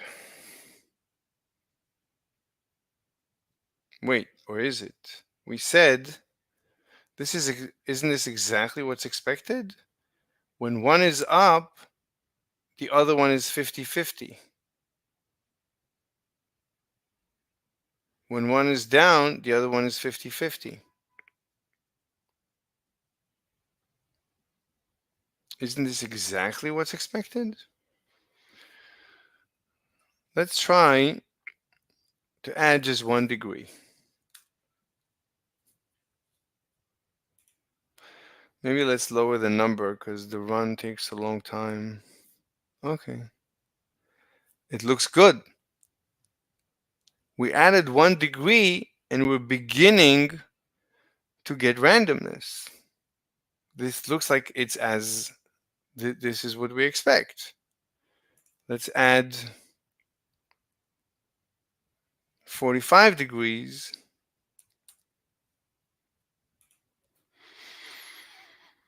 Right, there should be no correlation, but as you can see, this is 1/4. There is a correlation.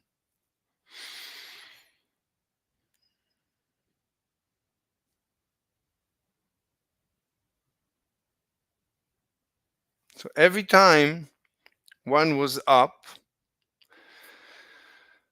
so at 45 degrees, yeah, I mean, this looks like exactly what's expected.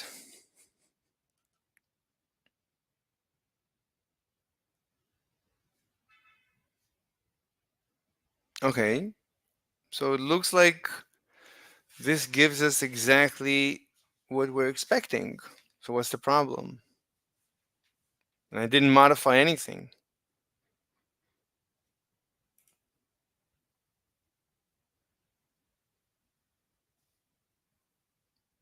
Mm-hmm.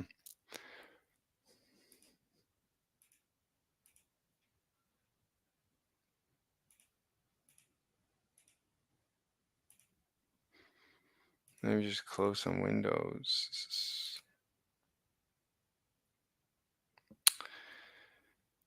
Let me close more windows, and let let me close another windows. And more windows and more windows. There's just way too many windows open. Okay, this we need. Okay, so this is what we're discussing. So when one is up, 50-50 is right and left. Well, we don't have right and left. We always say up and down. So this is at 45 degrees, but at 50 degrees, if you want to see, 50 degrees, 90 degrees, you'll see the 50-50, a perfect 50-50. What does this say? This says when this many were up, when the left one was up, the right one was also up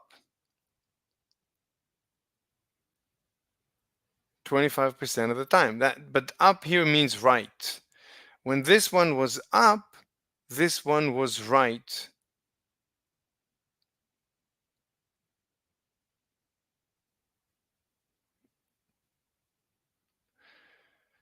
When this one was down, as many were left. This would be 100% correlation.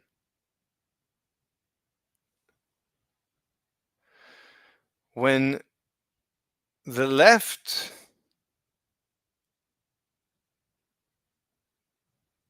this is exactly 50-50, because this says this many were up and the same number were right. But also when this one was up, the same number were left. This is exactly the 50% demanded. This is exactly as required.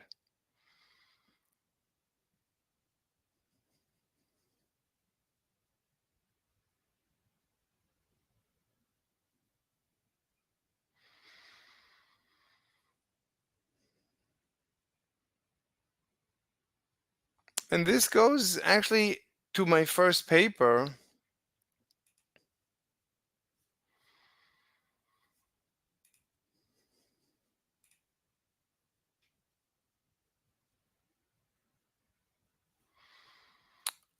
On this issue. So we wrote a paper. A papel, as we say in papel. We wrote a paper.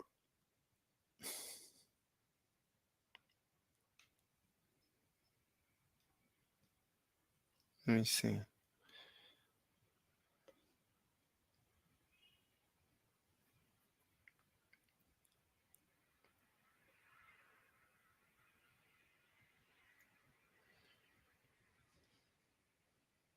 Oh, this is in progress. I'm sorry.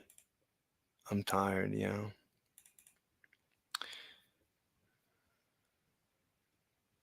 Why does it not tell me the rest of the name? Like I have to go into the paper to see the rest of the name.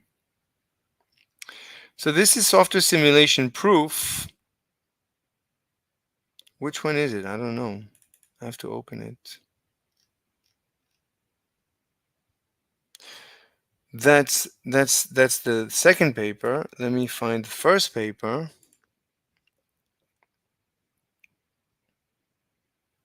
This is the first paper.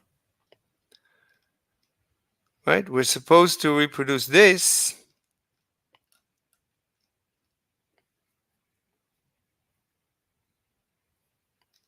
Oh, we didn't?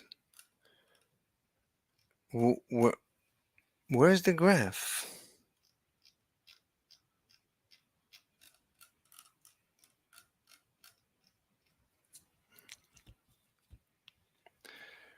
Wait a minute, was there another paper? How to resolve double slit, high gravitational, deriving gravitational black hole? No. So where is... So I have another...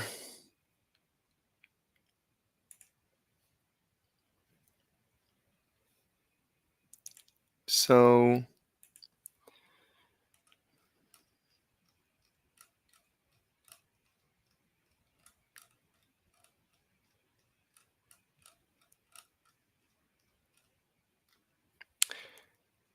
quantum entanglement measures. So this curve, where's this curve? Did I throw this to the garbage? This one. I didn't write a paper about this?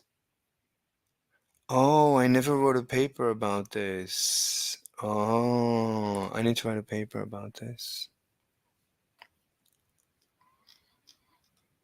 So this paper, yeah, I need to write a paper about this. This has to be a separate paper.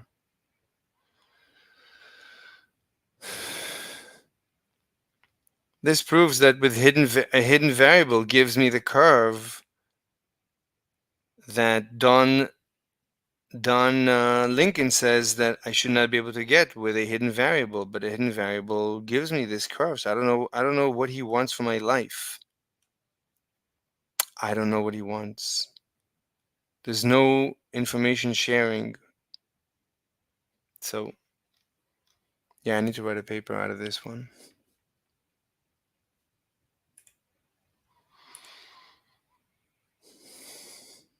I need to actually number the papers. Yeah. Let me see what's going on with these guys. Are they still Need to know if they've recovered. here? That's okay.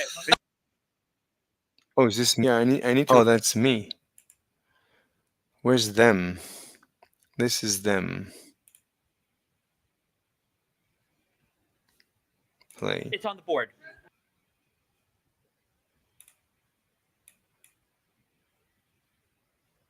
Or is it playing? They're waiting for the song. Oh, it's over. So it's over. Oh, he got to 70. That's it. What's going on? Why is it not playing?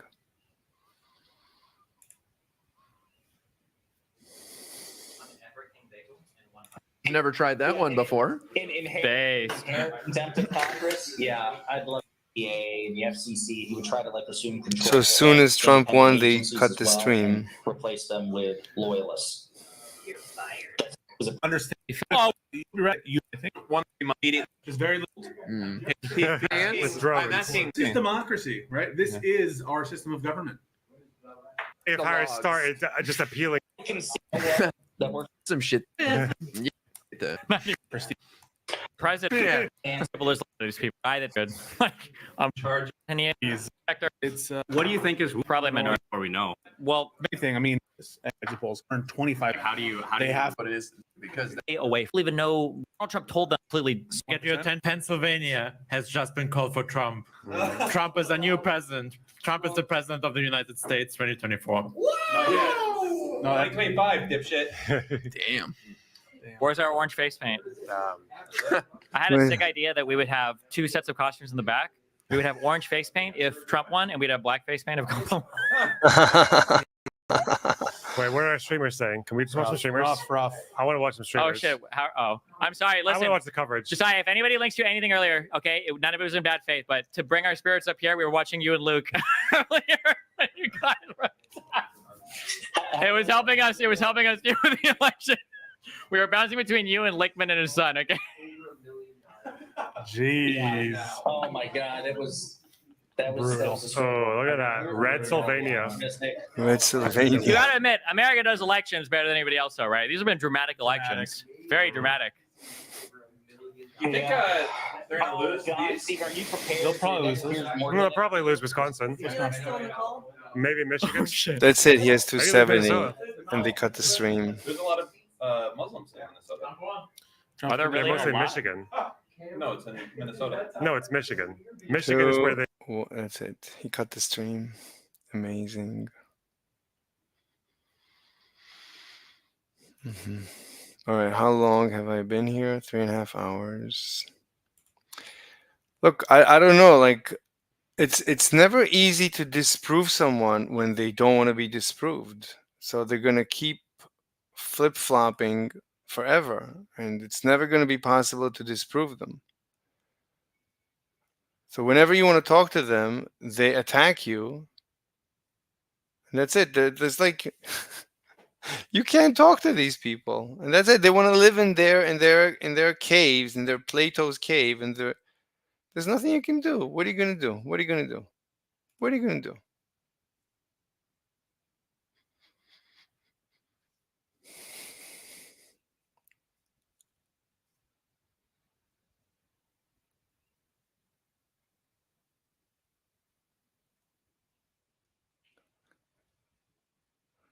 I legally punished my daughter and she died. Good job. Good job. Very, very wise.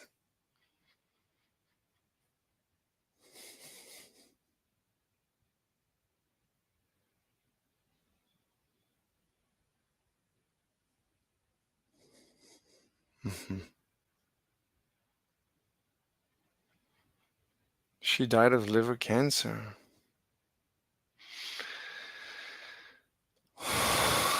Oh my God, look at that. Oh my God. Terrible.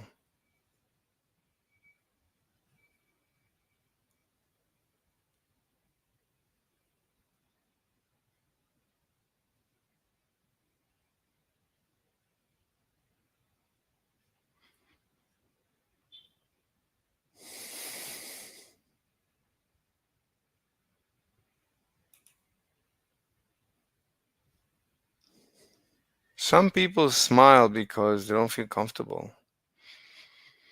Trump, okay, what's this? Found dead in trash can, was murdered by boyfriend. Oh shit. Consciousness exploring the mystery of the mind. Why I had a stroke at 30. Oh my God, brain stroke. That's terrible. Quantum angels.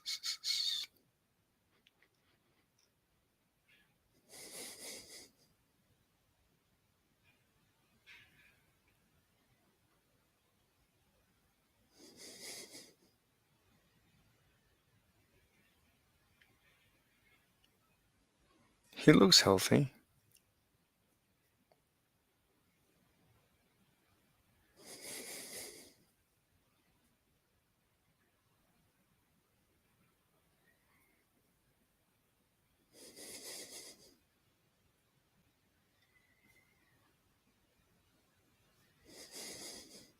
Okay. But what's going on with Trump? Let's see. Is anyone live about Trump? You know what? Let me maybe. I don't wanna go too long. And I need to write this paper. This is a good paper to write. Let me move it over to here. Okay, so I don't know. I just don't know. So okay, so back to this guy. Okay, back to this guy. So let's see what he says, because this it looks like I have this. So when this is up, this is 50-50. I already had it here, right? This is the left one is always up. So when the left one is always up, then we care for the 180. This is exactly 180. The 180 is maximum randomness. It's 50-50. This is exactly what it says. So this is already accounted for. You don't even need to do anything. That's like the default behavior. That's just the default mechanics. There's nothing special. There's no hidden variable. You don't even need a hidden variable for this.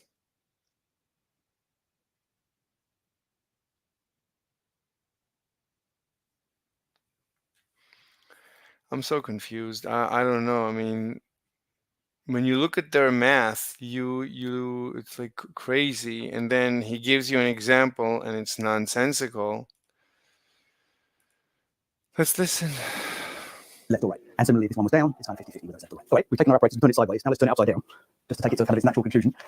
So now again, we are actually making the same measurement that we were before, but it's just one of our sets of apparatus is now upside down. So sure enough, if this one's up, this one's going to be down. But because we turned the apparatus the other way up, it's kind of up, upside down. So you want me to show you, here is when they're completely opposite. No, the 180 is the completely opposite, and it's 100% the opposite. And when it's 90 degrees, it's 50%. This is without trying to do anything. This is just the natural, this is how this code behaves. This is just the code. This is just the physics. The cosine squared of the difference over 2 is just the physics. That apparently, the point is there's no hidden, there's no information transferred between the two. I'm not sharing information. And I'm completely reproducing what he calls whatever. I don't even know what he's going to call it. Okay, so in terms of the colors, I put on these things, like when this one's red too, just because it's kind of measuring the opposite thing, but with the apparatus upside down. Or it could be that this one will be down, in which case this one will be up. Again, all these things are possible. But they always come in these pairs now. All right, so we're taking the apparatus, we turn it on its side, we turn it upside down. Now I want to turn it back a little bit, so it's not quite upside down anymore. Here's the story when we're neither way around particularly. And in particular, I'm going to just turn it to 120 degrees. That's a third of the way around. So now, if this one measures an electron up, then really it wants to measure it down here. But again, we're not quite asking is it up or down, we're asking something slightly in between. But you can see one of these arrows kind of points downwards. And so what happens is it's just more likely to be downwards than upwards. And in particular, for this 120-degree angle, it turns out that 75% of the time, if this one's up, this one will be pointing downwards, so it'll be the red arrow again. 25% of the time, if this one's red, this one will be green. Okay? And so it's kind of somewhere in between. And if you want the maths for it, fairly straightforward. So he says at 120 degrees, it's 2575. We can again look at this guy. So at 1, maybe this is about 120. It's about, he wants it to be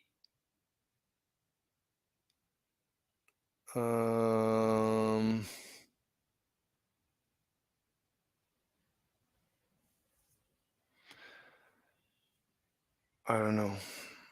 This is, oh, 1 second, I have a response. Oh, 1 second, let me listen.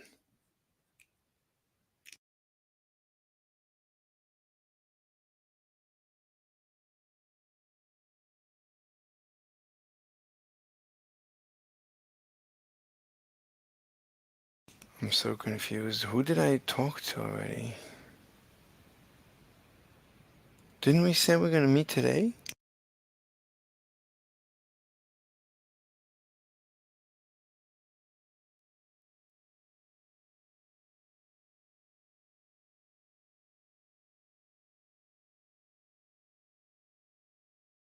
I talked to the wrong guy. Jesus Christ.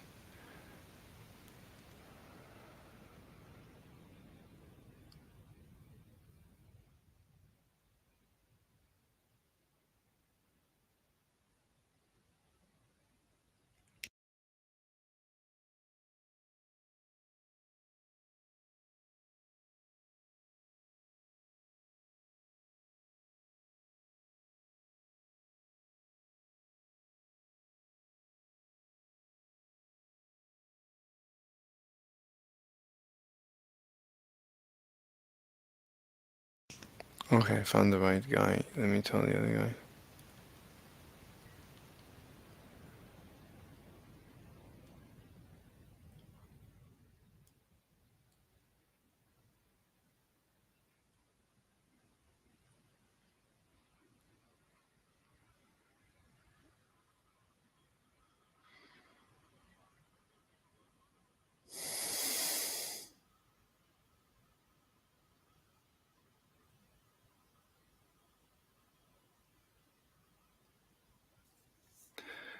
I sent the wrong guy the message. Now I have to explain why I need to retract. Jesus Christ.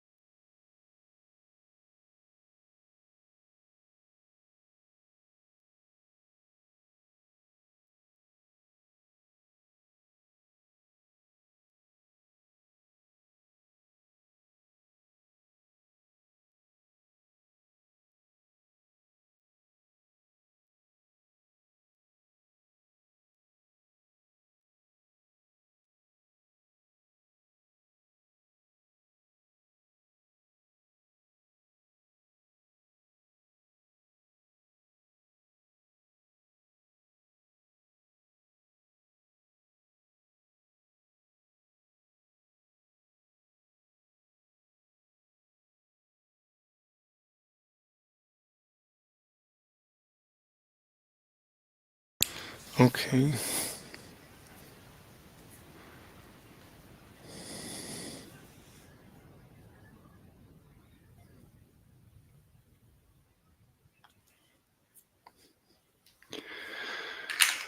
All right, so at 120 degrees, this is like 60%. This is, let's see, 3, 4, 5, 6, 7. This is 8. This is not even 8. So this is not properly calibrated. This should be 100%. So it's not properly calibrated. So it might be that if we calibrate this to be 100%, just like this is 0, see, this is not even calibrated at 0.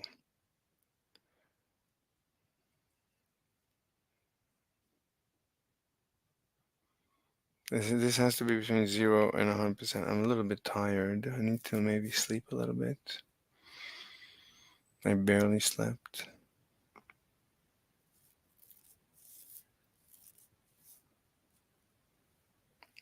But I don't want to sleep too much. I don't want to sleep too much. It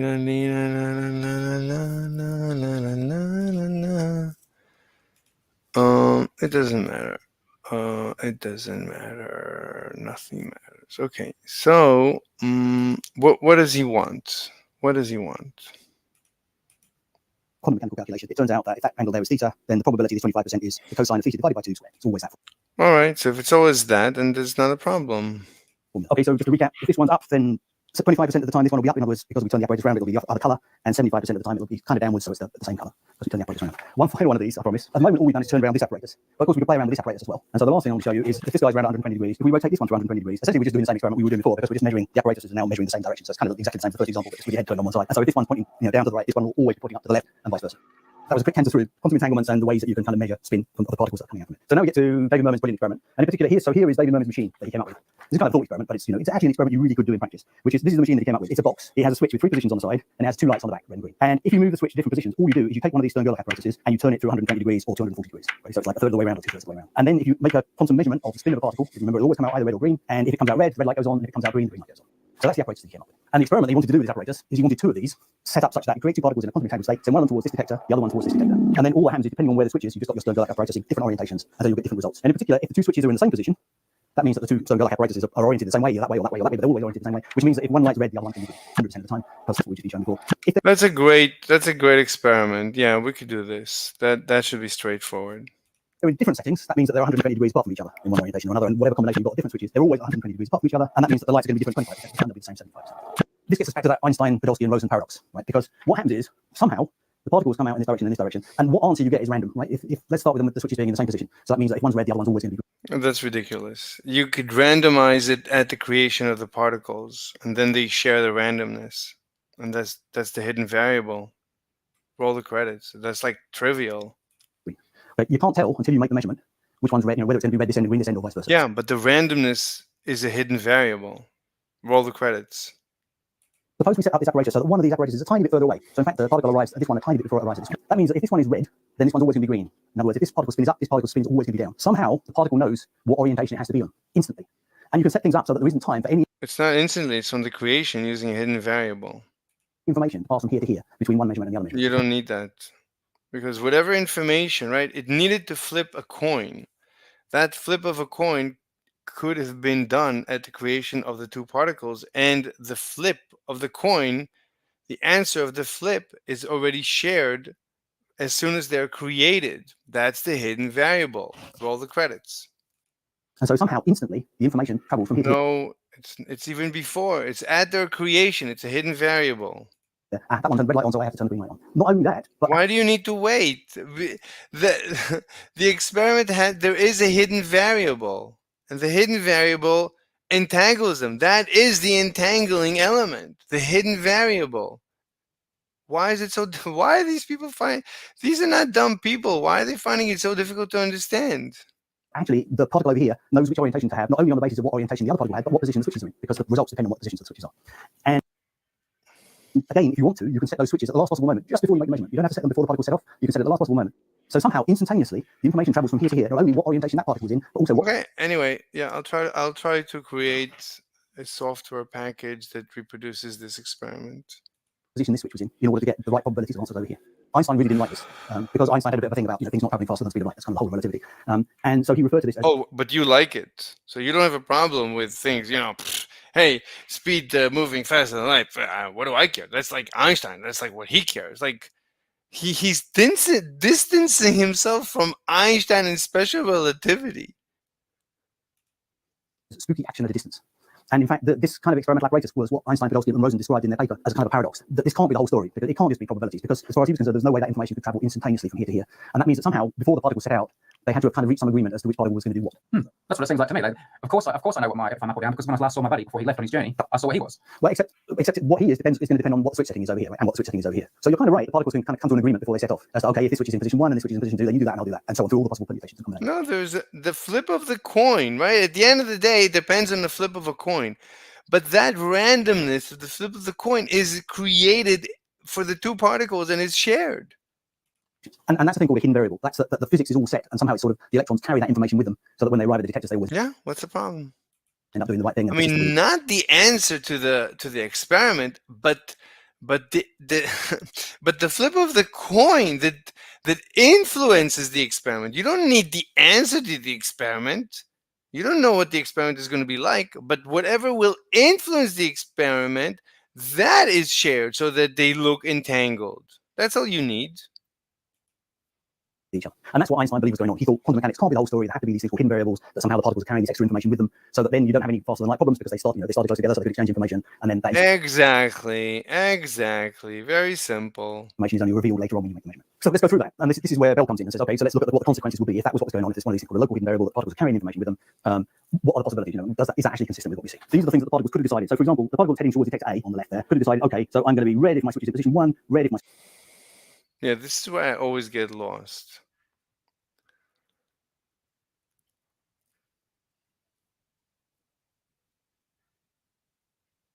Which is in position 2 and green if my switch is in position 3. And that kind of dictates what the other particle has to do, because it always, if the switches are in the same position. So I don't get it. This is an experiment. What is red, red, red? I don't know. And what is green, green, green? Well, what is that? Detector A. This is position 1 is red. And detector B, if it's at position 1, these are all the possibilities. So there's 3 times, I don't know how many possibilities. So we see one triangle. No, it's very difficult to do this. Are these all the possibilities? That's not how you account for all the possibilities. What are you showing us?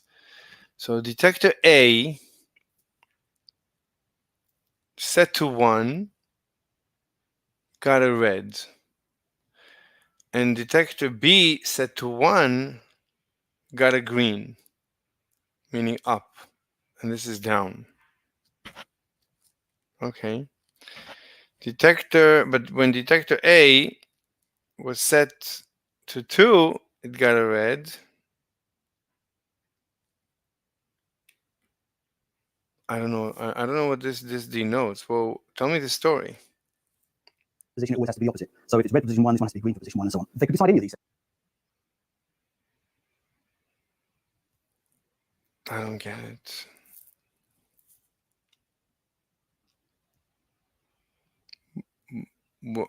What is this? Let's look at the detectors.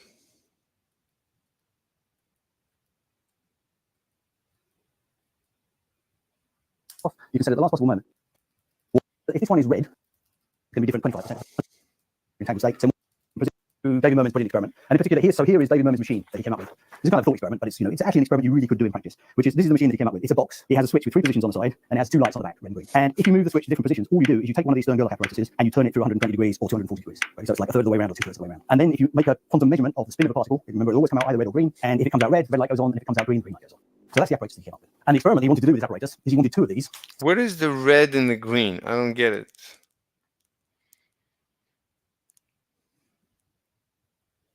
Red is what? Up, down. What is it? What is red and green? Set up such that you create 2 particles in a quantum entangled state. So one of them towards this detector, the other one towards this detector. And then all that happens is, depending on where the switch is, you've just got your Stern-Gerlach apparatus in different orientations, and so you'll get different results. And in particular, if the 2 switches are in the same position, that means that the 2 Stern-Gerlach apparatuses are oriented the same way, either that way or that way or that way, but they're always oriented the same way, which means that if one light's red, the other one's going to be green 100% of the time, because that's what we've just been shown before. Okay. Okay, I'm beginning to understand. So red is up, green is down. So if they're both at 1, then it has to be opposite. Okay. If they're in different settings, that means that they're 120 degrees apart from each other in one orientation or another, and whatever combination you've got of different switches, they're always 120 degrees apart from each other, and that means that the light's going to be different 25% of the time, they'll be the same 75%. This gets So you want 75% of the time when it's 120 degrees away from each other.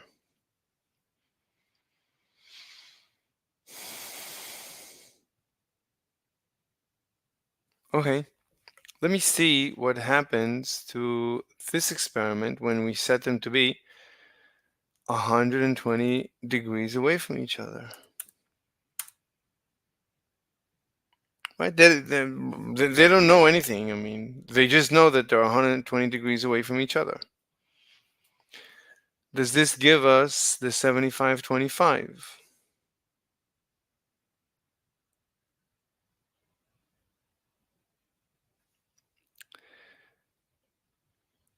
So up and up plus up and down.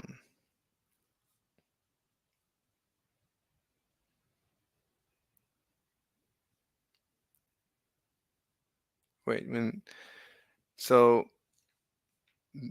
the left is left machine and right machine. So some of the times they were up and up. And some of the times were up and down. It looks like 50%. In order, so is this 75 and 25?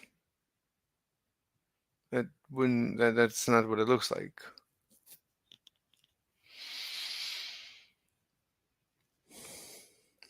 So they're 120 degrees away from each other. These are the times that the left machine was up. And here also the left machine was up. For these times that the left machine had an up particle, we had some of the time the right machine was up. Some of the times the right machine was down.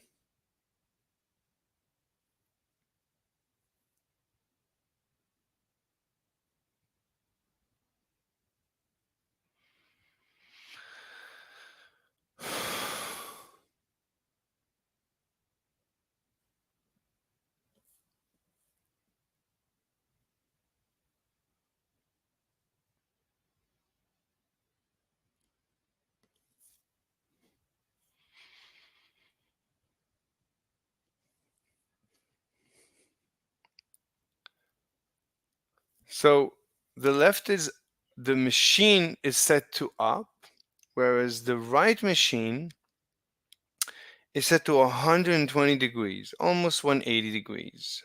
At 120,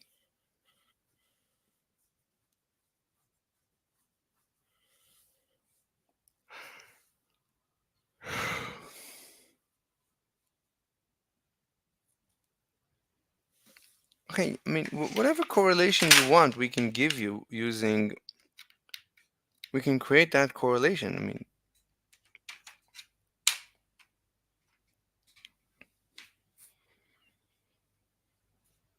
So the left one is up.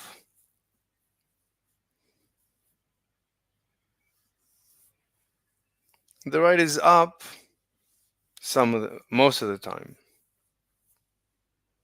Which is correct because it's very close to 180 degrees. It's fine. It's a little less. It's 120. 120 is still more than 90, so it's tilted towards up and up.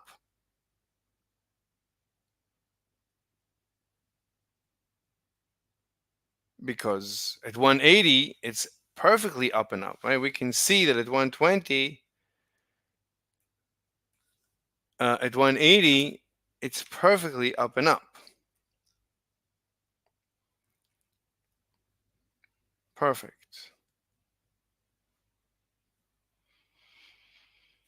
Okay, it's whatever. I mean, what? It's correlate. Just this by itself tells you everything. You want to have some ratio that matches reality. We can fix the equation so that it matches reality, and we're done. Like at 90 degrees, we already showed if the difference is 90 degrees, then the other guy is 50% of the time. So when this guy is up, 50% of the time the other guy is up. And again, when this guy is up, 50% of the other guy is down.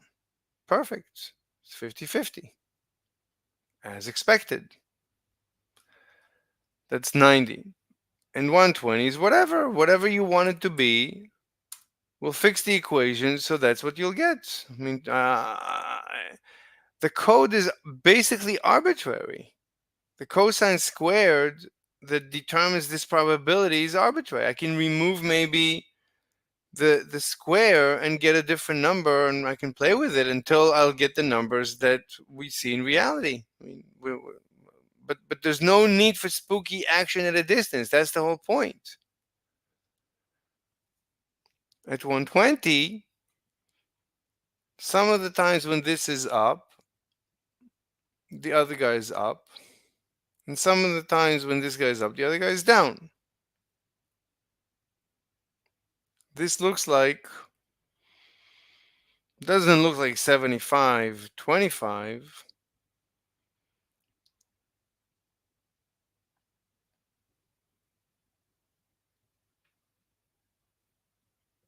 Right? Because 25 is a third of 75. So it doesn't look like that. So maybe we can remove the cosine squared.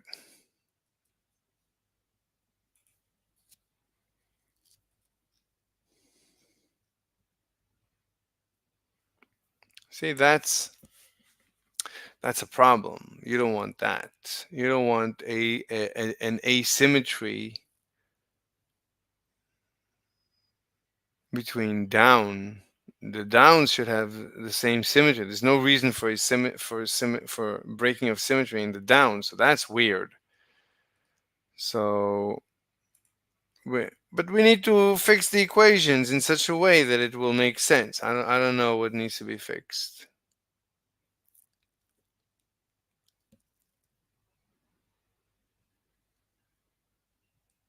Oh, maybe this one. I meant this one.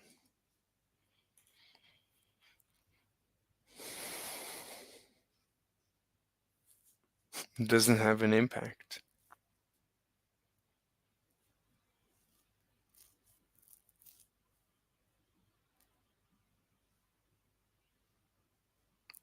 Except that it's not as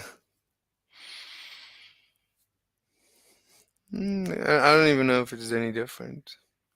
So I don't see how that even has an impact.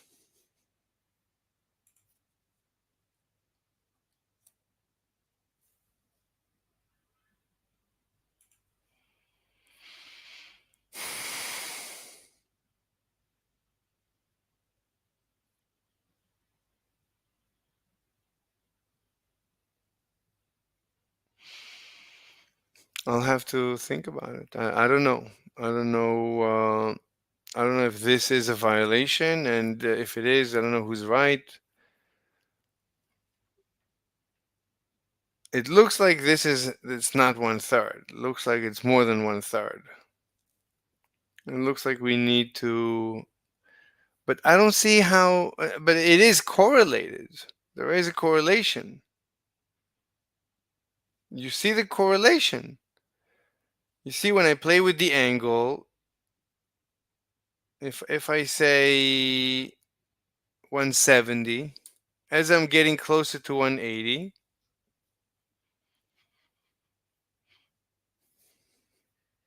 this makes sense. As we're getting closer to 180,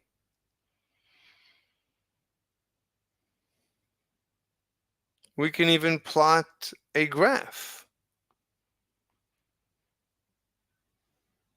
As we're getting to closer and closer to 180, from 0 to 180, we can plot a graph that looks like this. By the way, yeah, this is different.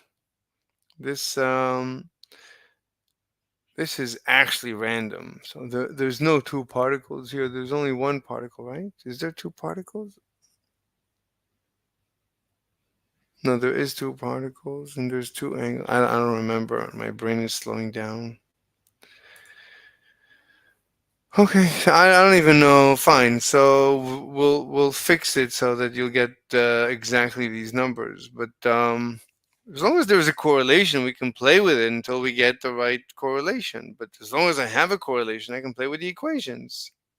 Gets us back to that Einstein, Podolsky, and Rosen paradox, right? Because what happens is somehow the particles come out in this direction and this direction, and what answer you get is random, right? If let's start with No, it's not. Why would you say that? There's a hidden variable. Why would you say that? with the switches being in the same position. So that means that if one's red, the other one's always going to be green.